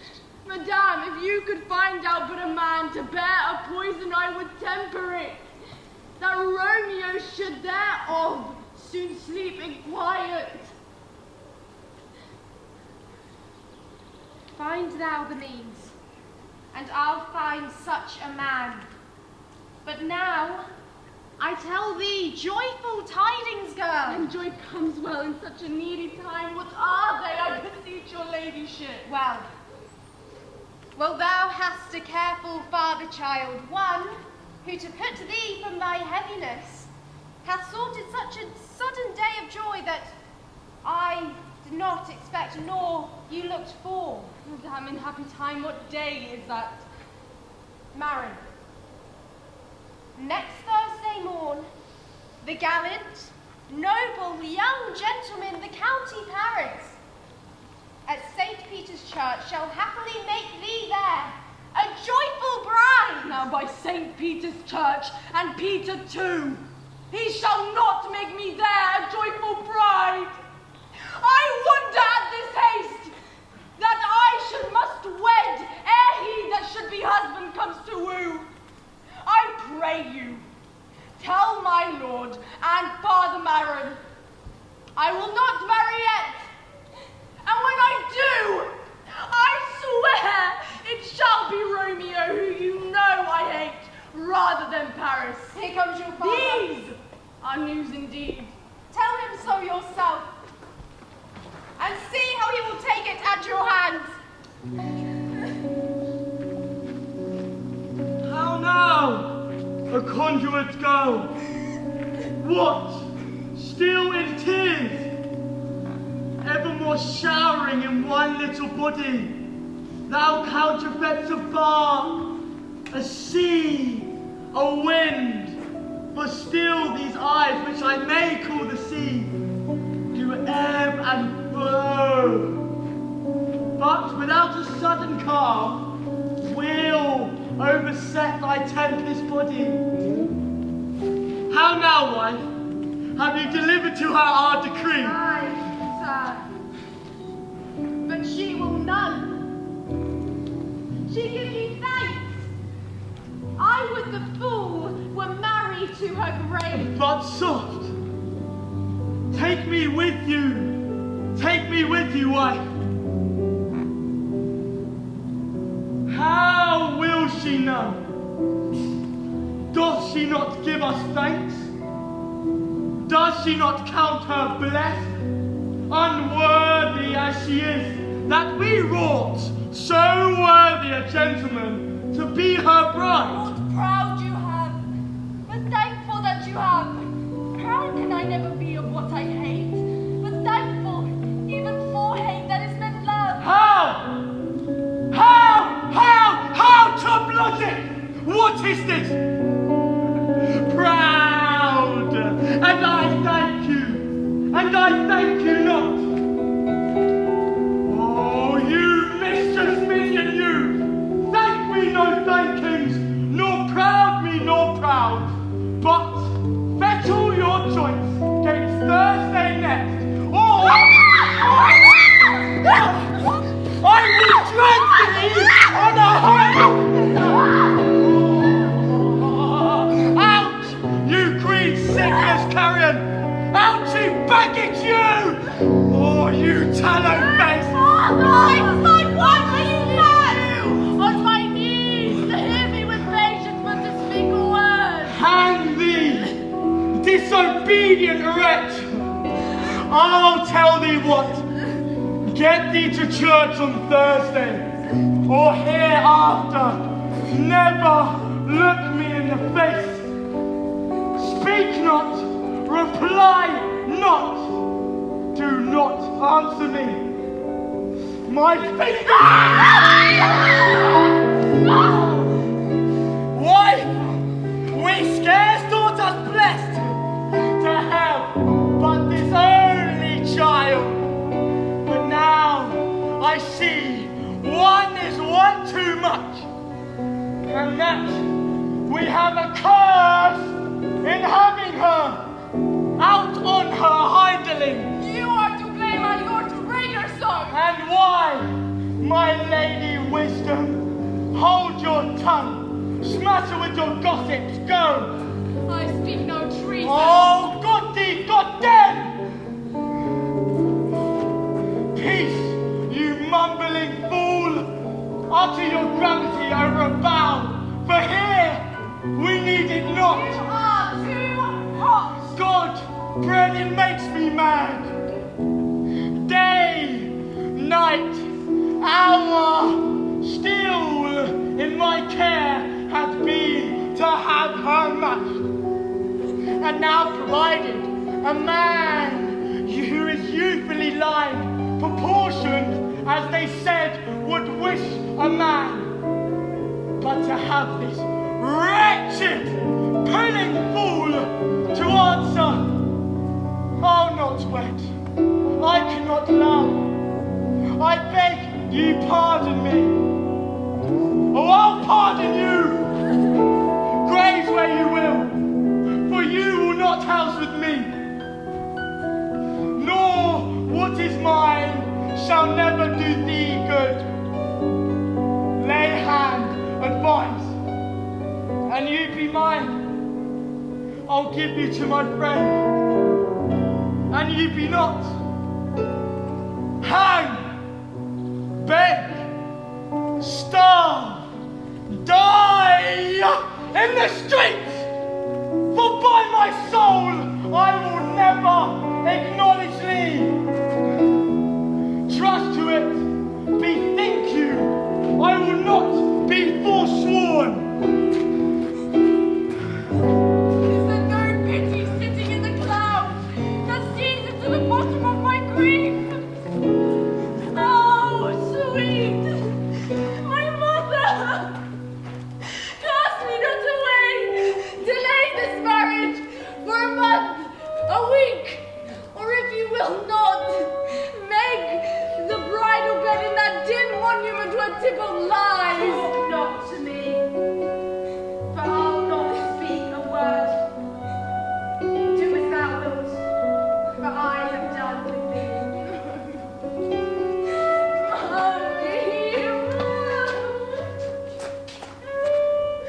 Oh God!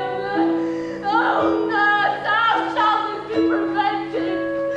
My husband is on earth, my faith in heaven. How shall that faith return again to earth, unless that husband sent me from heaven by leaving earth? Alack, alack, that heaven should write the stratagems upon so soft a subject as myself. What sayest thou? Hast thou no word of joy, some comfort, nurse? Say, here it is. Romeo is banished, and all the world to nothing. I think it is best you married with a county, for he's a lovely gentleman. I think you're hobby second match. Your first is dead, for we're as good as you were as leaving hence, and you know needs of him. Speakest thou from thy heart? And from my soul too, for we strew them both. Amen. What? Well, thou hast comforted me marvellous much. Go in and tell my lady I am gone, having displeased my father to Lawrence himself, to make confession and to be absolved. Marry I will, and this is wisely done.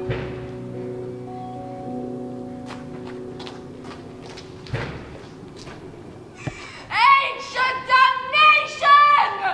Oh, most wicked fiend! Is it more sin for me to wish thus forsworn, or to dispraise my lord with that same tongue which he hath praised him above compared so many thousand times?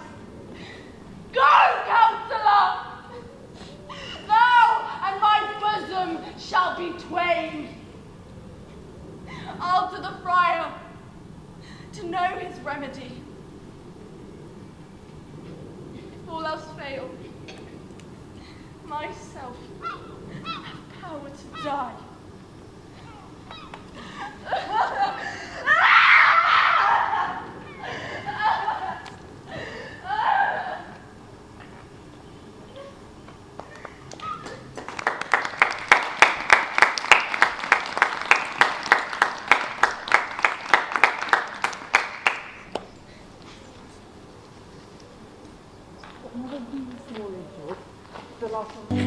Sorry. That's fine. Why have you got it on?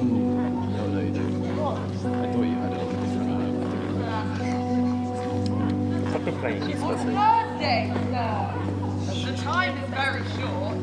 My father Capulet will have it so, and I am nothing slow to slack his haste. You say you do not know the lady's mind.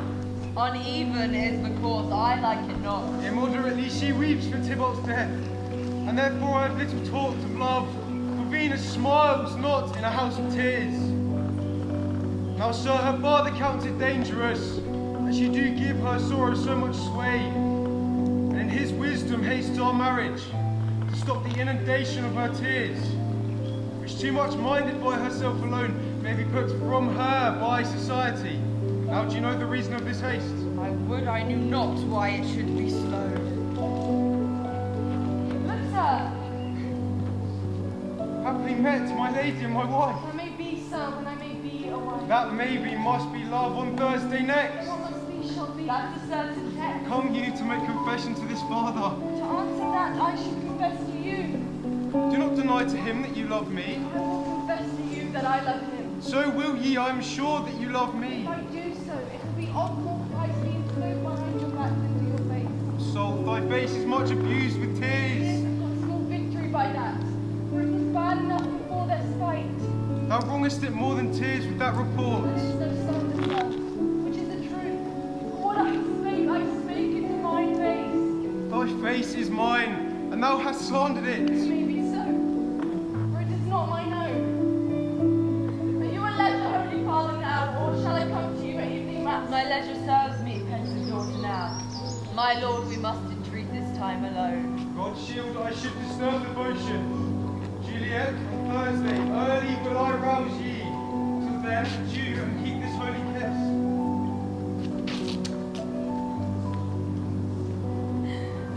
Come weep with me. Past hope, past cure, past help. Oh, Juliet, I already know thy grief. It strains me past the compass of my wit. I hear thou must, and nothing may prorogue it, on Thursday next be married to this county. Tell me not, friar, that thou hearest of this, unless thou tell me how I may prevent it. If in thy wisdom thou canst give no help, do me but call my resolution wise, and with this knife I'll help it presently. Be not so long to speak. I long to die. If what thou speakest speak not of remedy, Hold, daughter, I do spy a kind of hope. which craves as desperate as an execution would, as that desperate which we would prevent.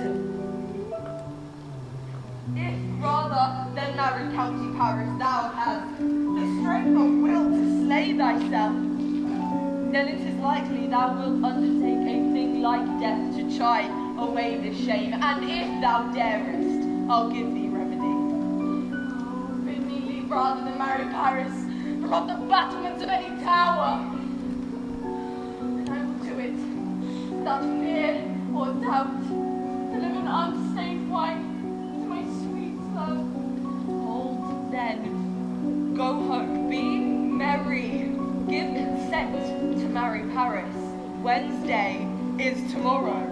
Look tomorrow night that thou lie alone. Let not the nurse lie with thee in thy chamber. Take this vial, being then in bed, and its distilling liquor will drink thou off, when presently through all thy veins shall run a cold and drowsy humour.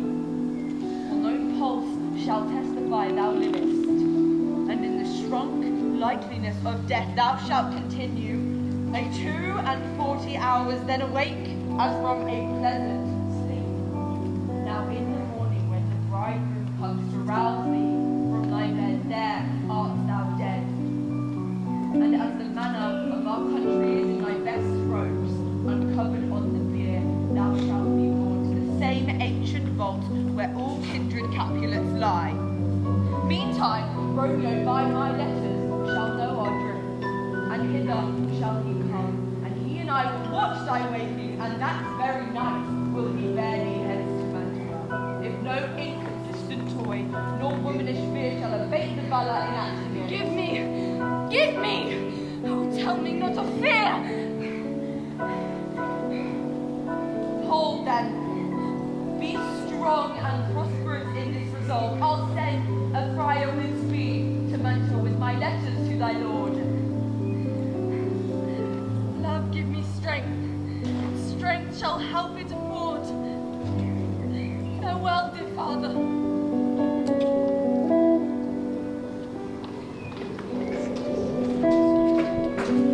Sirrah, invite guests here I writ.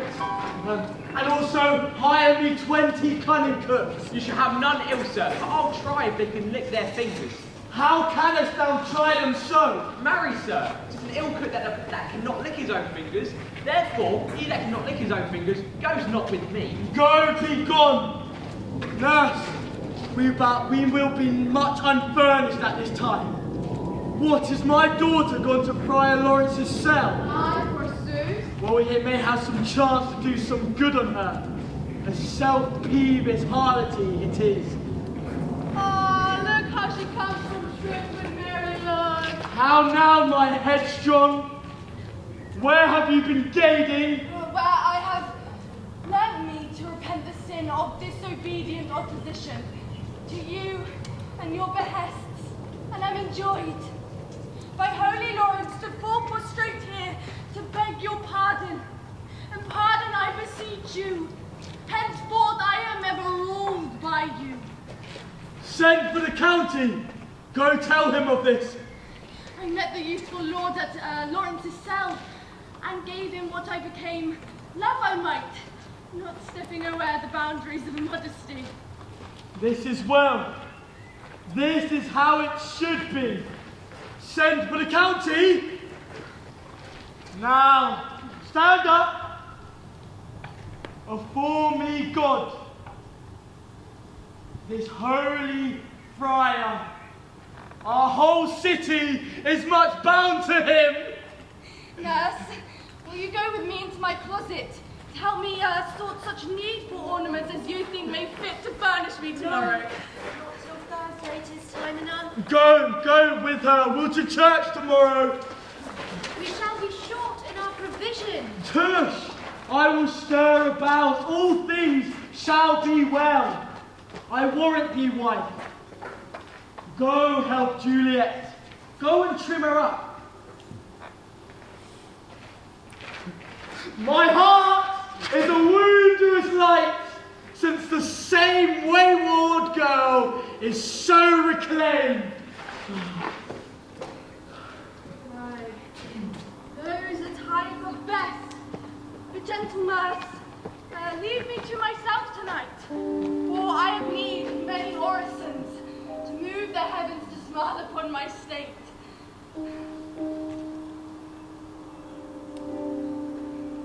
Gone. What? Are you busy home? No, madam. We have called such necessaries as are behoveful for our state tomorrow. So please you, let me now be left alone. And let this night the nurse sit up with you. Get thee to bed and rest, for thou hast need.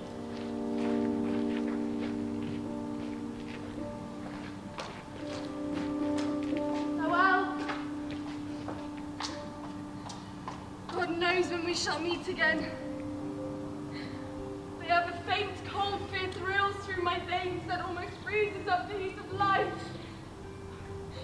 I'll call them back again to comfort me. Nurse!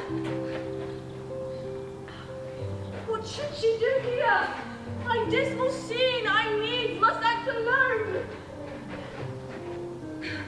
Come, Vile.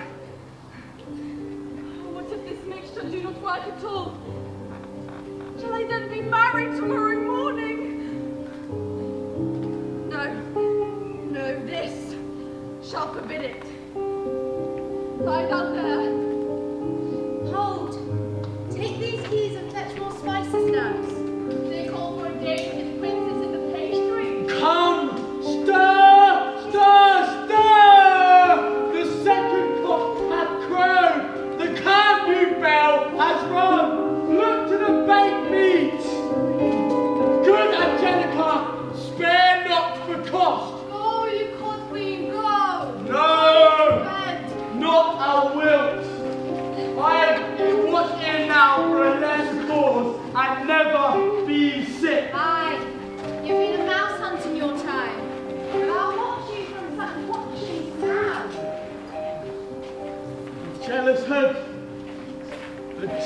hood.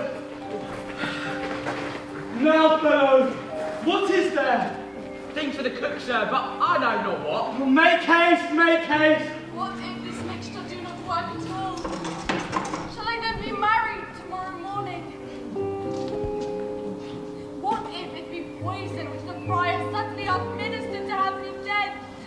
Lest in this marriage he should be dishonored because he married me before to Romeo. I fear it is, and yet he thinks it should not. For he hath still been tried a holy man. How if, when I am laid into the tomb, I wake before the time Romeo comes to redeem me? There's a fearful point. Shall I not then be stifled in the vault to whose foul mouth no wholesome air breathes in, and there die strangled ere my Romeo comes? Sirrah! Fetch drier logs! Call Peter! He'll show thee where they are! I have a head, sir. I'll find out what's never from Gregory. Mass and well said! Thou shalt be a logger's head! For if I live, is it not very like the horrible conceit of death and night, together with the terror of the place, as in a vault, an ancient receptacle where for these many hundred years the bones of all my buried ancestors are packed? My bloody Tybalt, yet with green and earth like festering in a shroud, where, as they say, some hours in the night spirit resort. Alack, is it not like that I, so early waking what? With loathsome smells and shrieks like mandrakes torn out of the earth, that living mortals hearing them run mad? Oh, if I wake, shall I not be distraught? Mine with all these hideous fears and madly play with my forefathers' joints and pluck the mangled Tybalt from his shroud.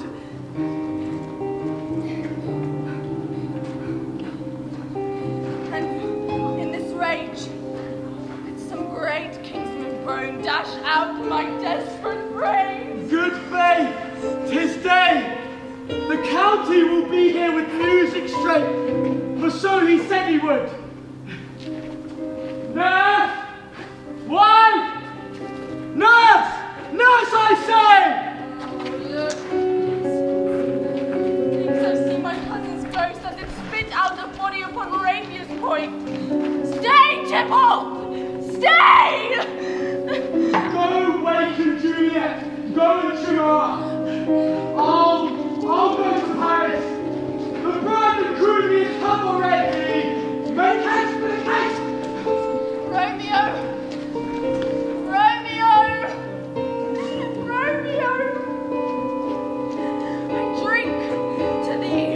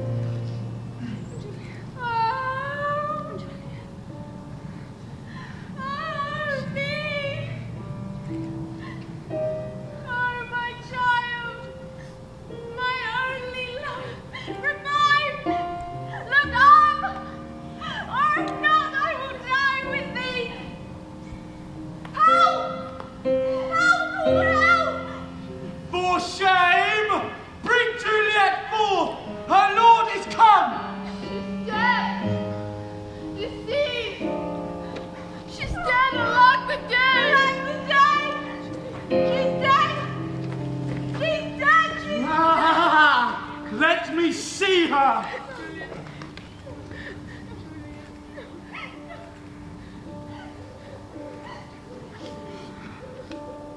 Out, alas, she's cold. Her blood is settled, her joints are stiff. Life from these lips have long been separated. Death lies on her like an untimely frost upon the sweetest flower of all the field. Oh, lamentable day to me. Death that obtained me hence to make me wail, ties up my tongue and will not let me speak. Come!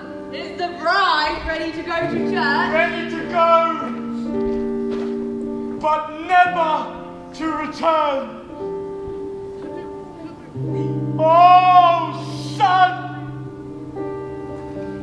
The day before thy wedding day, death hath lain with thy wife.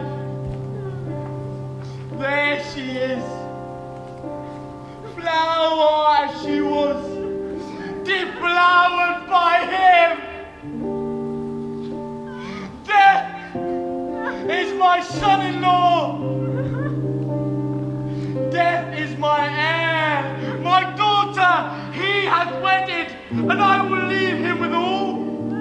Life, living, all is death.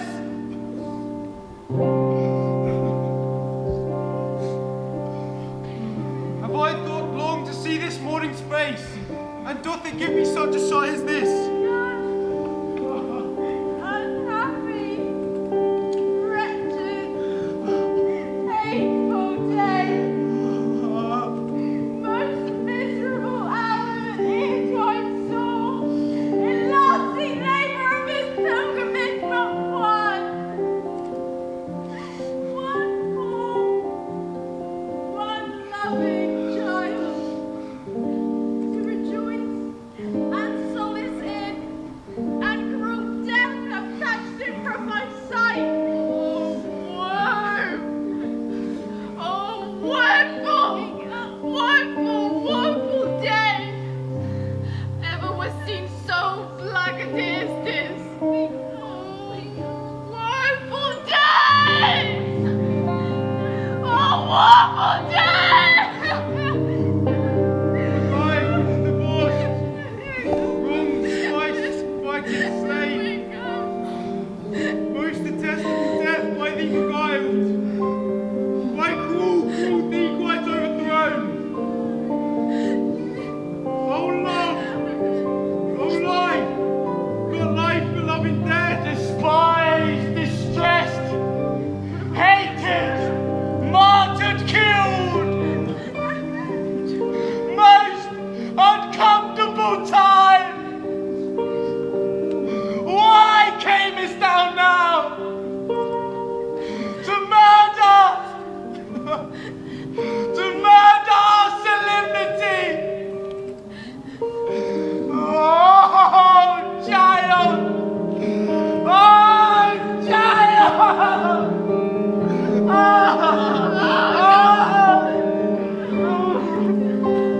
Dead art thou!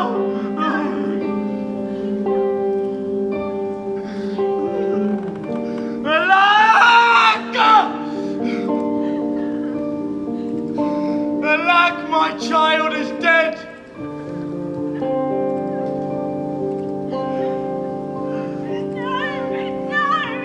And with my child, my joys are buried. Peace, hope, for shame. Confusion's cure lives not in these confusions. Heaven and yourself had part in this fair maid. Now heaven hath all, and all the better it is for the maid. Your part in her you could not keep from death, but heaven itself keeps his part in eternal life, above the clouds as high as heaven itself. Weep ye now, seeing that yet she is advanced. She's not married well that lives married long, but she's best married that dies married young. Dry up your tears and stick your rosemary on this fair course. In all her best array, bear her to church. All things at Word Day and Festival turn from their office to black funeral. Sir, Our instruments to melancholy bells. Our flowers serve for a buried course.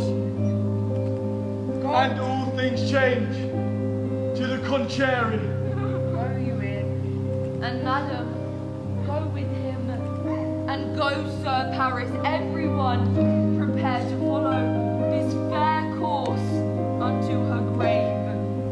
The heavens do lower upon you for some ill, cross them no more by moving their high will.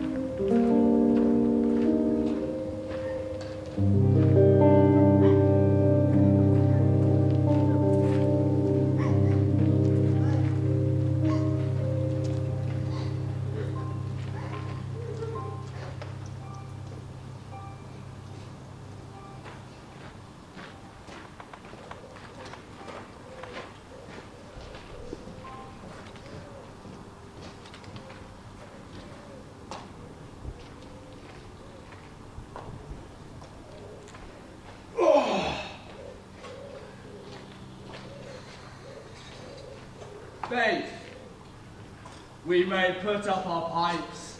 Honest fellows, put up, for well you know this is a pitiful case. Aye, by my troth. The case may be amended. Musicians! Oh, musicians, heart's ease! Heart's ease! Oh, and you will have me live! Play heart's ease! Why heart's ease? Oh, musicians, because my heart itself plays, my heart is full. Oh, play me some merry dove to comfort me. Not a dump, we. 'Tis no time to play now. You will not then? No. I will then give it you soundly. What will you give us? No money on my face, but the gleek. I will give you the minstrel. And I will give you the serving creature. Then I will lay the serving creature's dagger upon your pate. I'll carry no crotchets. I'll ray you. I'll fire you. Do you note me? And you, then, and you, far, us, you, note us! Pray you put up your dagger and put out your wit. Then have it you with my wit. I will dry beat you with an iron wit and put up my iron dagger.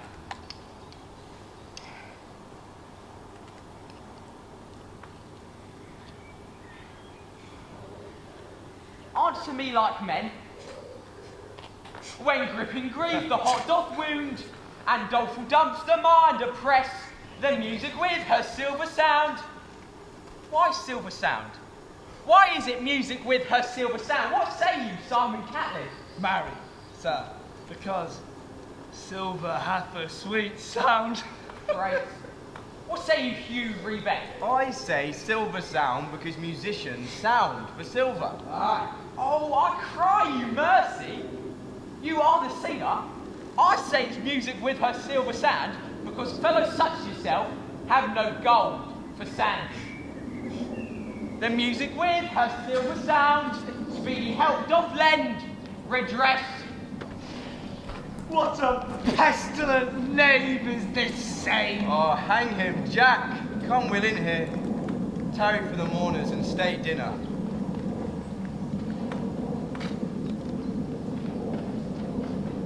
If I may trust the flattering truth asleep, my dreams present some joyful news at hand. My bosom's Lord sits lightly in his throne, and all this day an accustomed spirit lifts me above the ground with cheerful thoughts. I dreamt my lady came and found me dead.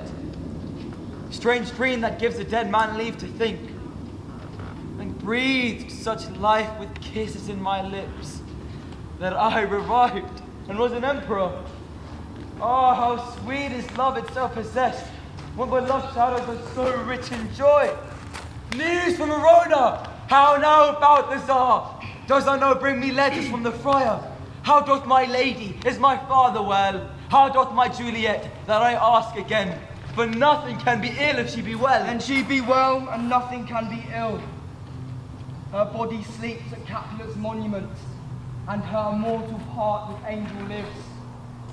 I saw her laid low at her kindred's vault, and presently took post to tell it you. Oh, pardon me for bringing these ill news, since you did leave it for my office, sir. Is it even so?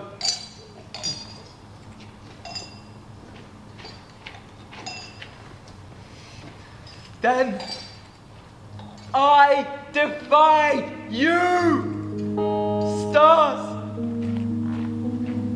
Thou knowest my lodging, get me ink and paper and high post horses. I will hence tonight. I do beseech you, sir, have patience. Your looks are wild and pale when you report the misadventure. Hast thou art deceived? Leave me and do the thing I bid thee do. Hast thou no letters to me from the friar? Oh, my good lord. No matter, get thee gone and hire those horses. I'll be with thee straight.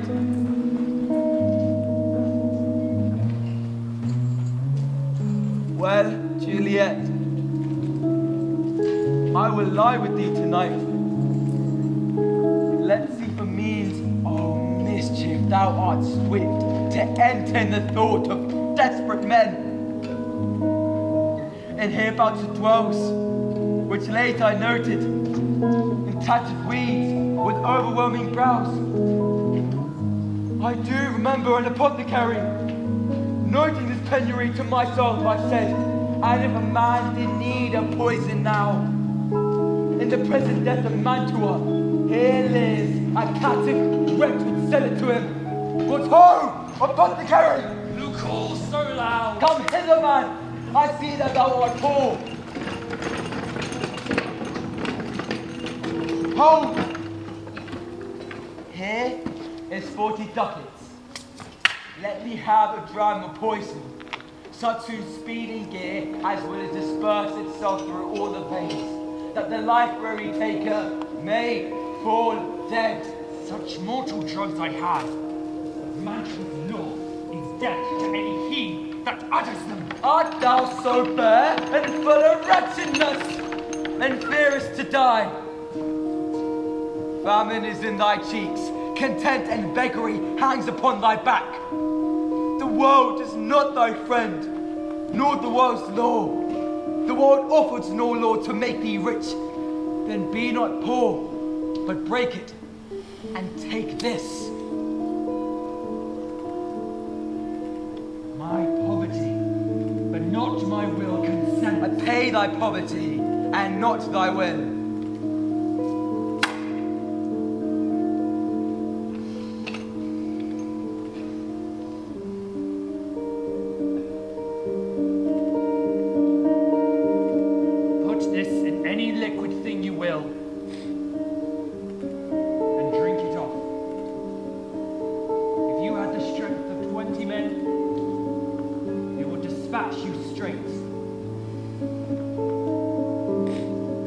waste thy gold. Words poison to men's souls, doing more murder in this loathsome world than these poor compounds thou mayest not sell. I sell thee poison, thou hast sold me none. Farewell, buy food and get thyself in flesh. Come, cordial, and not poison, go with me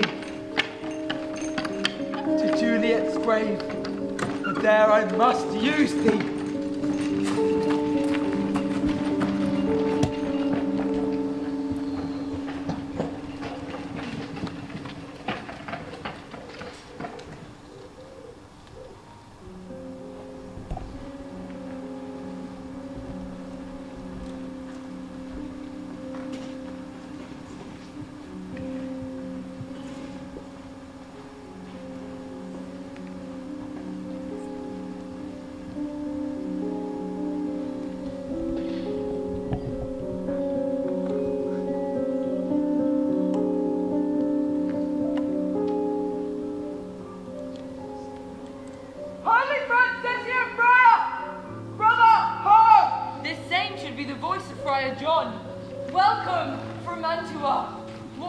Romeo, or if his mind be writ, give me his letter. Going to find a barefoot brother out, one of our order to associate me, here in the city visiting the sick, and finding him the searchers of the town.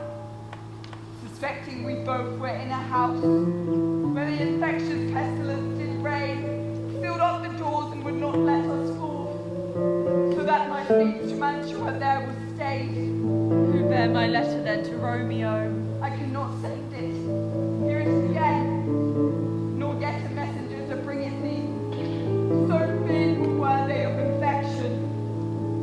Unhappy fortune! By my brotherhood, the letter was not nice, but full of charge of dear import, and the neglecting it may do much danger. Friar John, go hence. Bring me an iron crow, and bring it straight unto myself. Brother, I'll go and bring it thee. Now must I to the monument alone. Within this 3 hours will fair Juliet awake. She will beshrew me much that Romeo hath had no notice of these accidents. But I will write again to Mantua. Poor living corpse closed in a dead man's tomb. Give me thy torch, boy!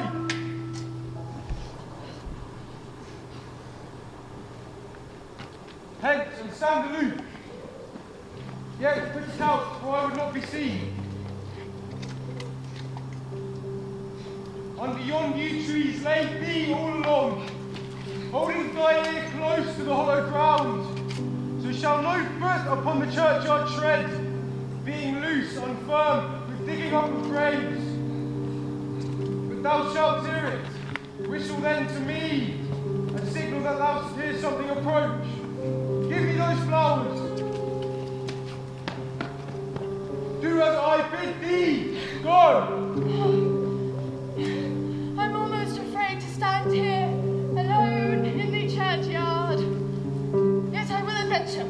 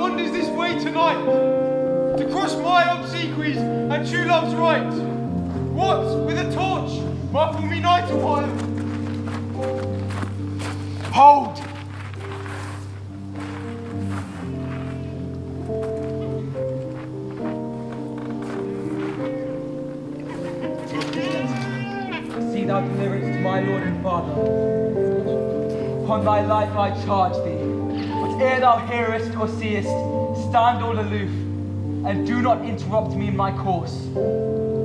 why I descend into this bed of death is partly to behold my lady's face, but chiefly to take thence from her dead finger precious ring, a ring that I must use in dear employments, therefore hence be gone. But if thou jealous, dost return to pry in what thy father shall intend to do, by heaven, I will tear thee joint by joint and strew this hungry churchyard with thy limbs. This time, and my intent's a savage wild, more fierce and inroxable far than empty tigers or the roaring sea. I'll be gone, sir, not trouble you. So thou shalt show me friendship. Take thou that, live and be prosperous, and farewell, good fellow.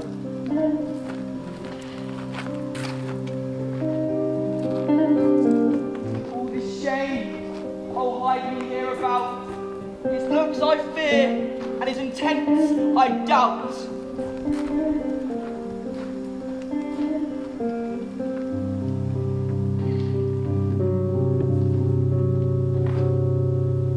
Thou detestable Moor, thou womb of death, gorged with the dearest morsel of the earth. Thus I enforce thy rotten doors to open, and in this fight I'll crown thee with more food. This is that banished haughty Montague, that murdered my love's cousin, with which grief it is supposed the fair creature died, and here is come to do some villainous shame to the dead bodies. I will apprehend him. Stop thy unhallowed toil, vile Montague! Can vengeance be pursued further than death? Condemned villain, I do apprehend thee. Obey and go with me, for thou must die. I must indeed, and therefore came I hither. Good gentle youth, tempt not a desperate man. Fly hence and leave me. Think upon these gone, let them affright me. I beseech thee, youth, put not another sin upon my head by urging me to fury. Oh, be gone! By heaven, I love thee better than myself, for I come hither armed against myself.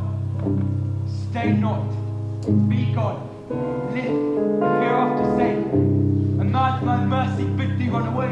I do apprehend thy conjuration, and apprehend thee for a felon here. Wilt thou provoke me? Then have at thee, boy!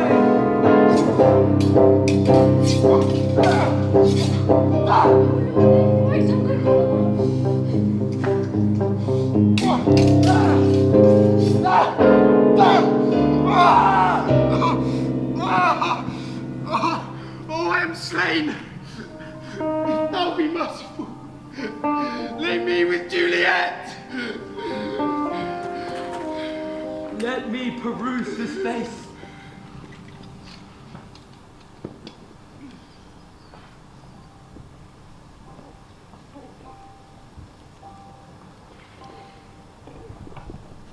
Mercutio's kinsman, a noble county Paris.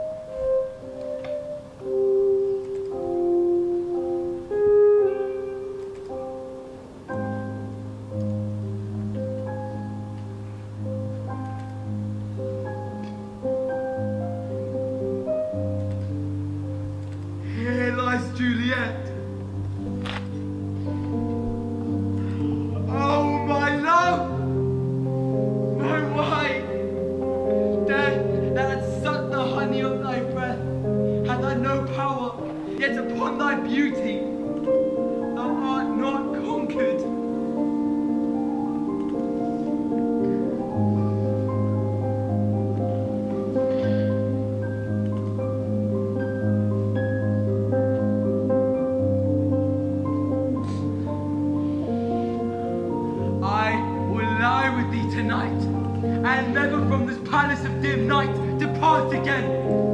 Oh, here will I set up my everlasting rest. Eyes, look your last. Arms, take your last embrace. The lips, oh, you, the doors of breath, seal with a righteous kiss. The dateless bargain to engrossing death. Come, bitter conduct, cut unsavory guide. Thou the testament pilot. Now at once run on, the dashing seasick of thy seasick weary bark.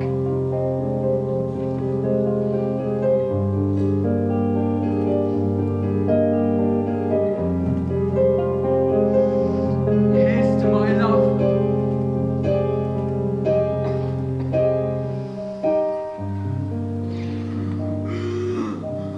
Oh, true apothecary, thy drugs are quick.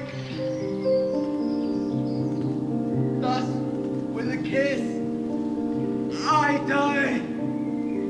Shall this be my speed? How oft tonight have my old feet stumbled and tripped? Who's there? Here's one, a friend, and one that knows you well. Bliss be upon you. Tell me, my friend, what torch yon vainly lends its light, as I discern it burneth in the Capitol's monument? It doth so holy, sir, and there's my master, one that you love. Who is it? Romeo. How long hath he been there? For half an hour. Go with me to the vault. I dare not, sir. My master knows I am not gone hence, and threatened me with death if I do look on his intents. Stay then, I'll go alone, much I fear some ill unthrifty thing.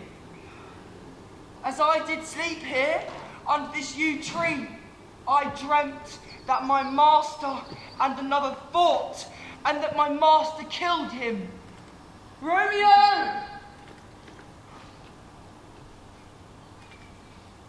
Alack! Alack, what blood is this which stains the stony entrance of this sepulchre? What mean these gory and masterless swords discoloured by this place of peace? Romeo! Oh, pale! Who else? What? Paris, too! Oh, what an unkind hour is guilty of this lamentable chance. The lady stirs. Oh, comfortable friar. Where's my lord? I do remember well where I should be. And here I am. Where is my Romeo? I hear some noise. Lady, come from that nest of death contagion and unnatural sleep. A greater power than we can contradict has thwarted our intents. Thy husband in thy bosom lies dead, and Paris too. Come, I'll dispose of thee among your sisters. Stay not! Question for what is coming. Come! Go, good Juliet, I dare no longer stay. Go get thee hence, for I will not away.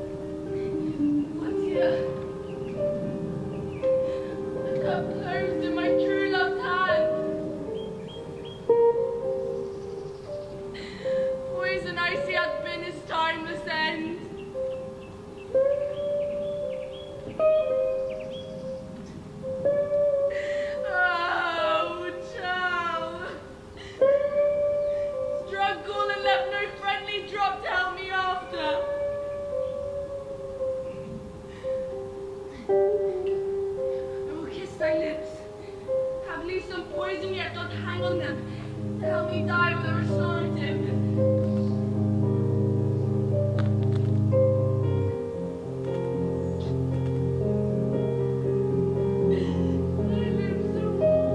Lead, boy! Which way? Hearing noise. And I'll be brief. Oh, happy dagger. This is thy sheep. There! And let me die! Ow!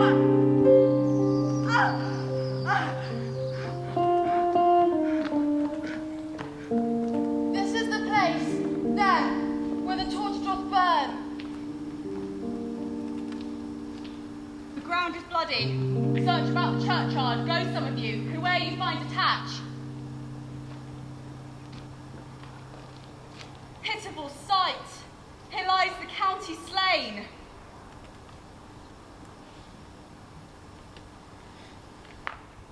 And Juliet, bleeding warm and newly dead?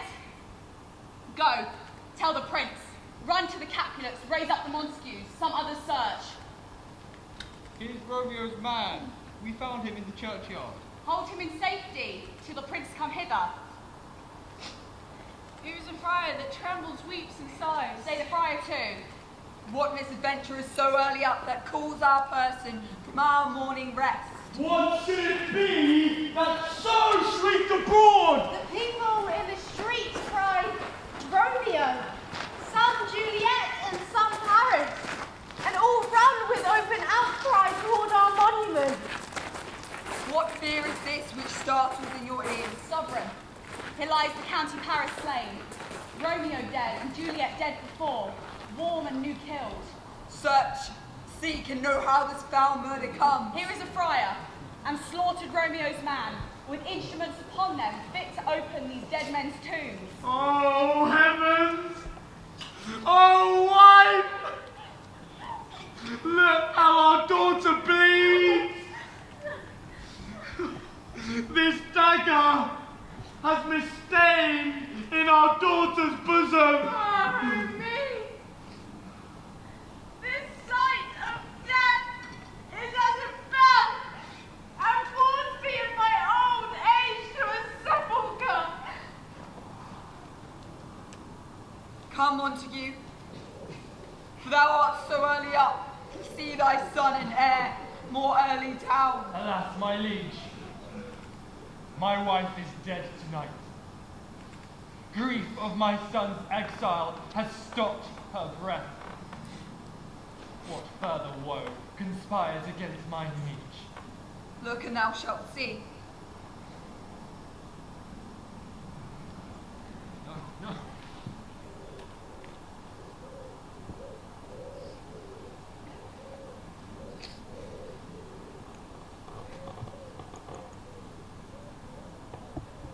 Oh, thou untaught.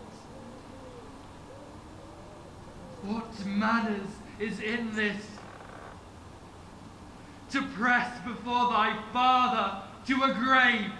Seal up the mouth of outrage for a while, till we can clear these ambiguities, and know their spring, their head, their true descent.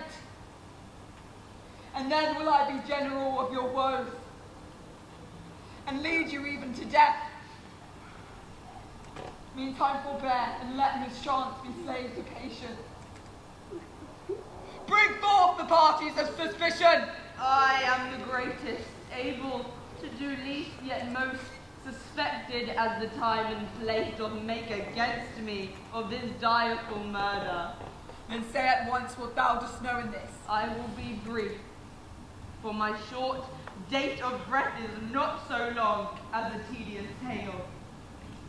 That Romeo there dead was husband to that Juliet, and she there dead was that Romeo's faithful wife. I married them, and their stolen wedding day was Tybalt's doomsday, whose untimely death banished the new-made bridegroom from the city, for who, and not for Tybalt's Juliet pined.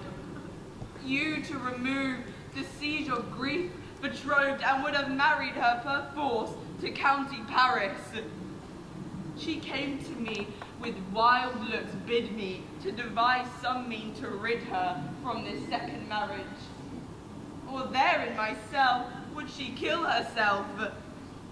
Then I gave her, so tortured by my art, a sleeping potion, which so took effect as I intended, for it wrought on her the form of death. Meantime I writ to Romeo that hither shall he come this dire night to help take her from her borrowed grave. But he which bore my letter, Friar John, was stayed by accident, and yesternight returned my letter back.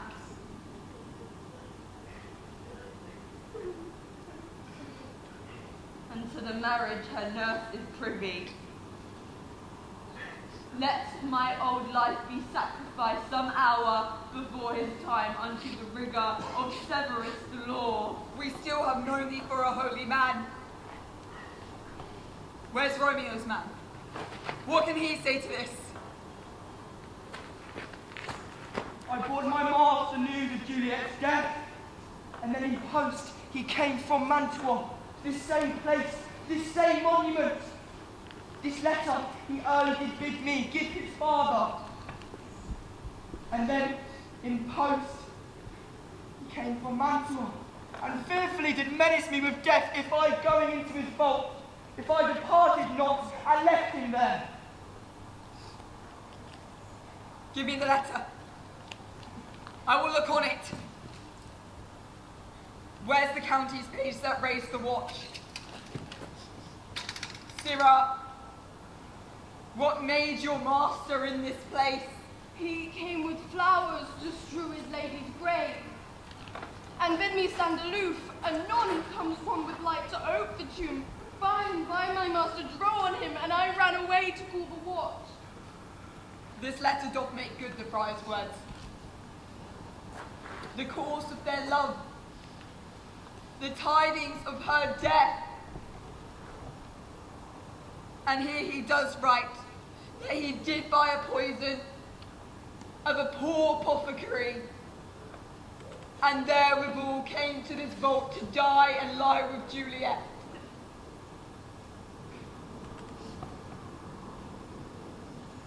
Where be these enemies? Capulet, Montague, see what a scourge is laid upon your hate, that heaven finds means to kill your joys with love. And I, for winking at your discords too, have lost a brace of kinsmen. All are punished. Oh, brother Montague, give me thy hand. This is my daughter's jointure, for no more can I demand. But I can give thee more, for I will raise her statue in pure gold, that whilst Verona by that name is known, there shall no figure at such rate be set as that of true and faithful Juliet. As shall rich Romeo by his lady lie, poor sacrifices to our enmity. A gloomy peace this morning with it brings. The sun for sorrow will not show his face.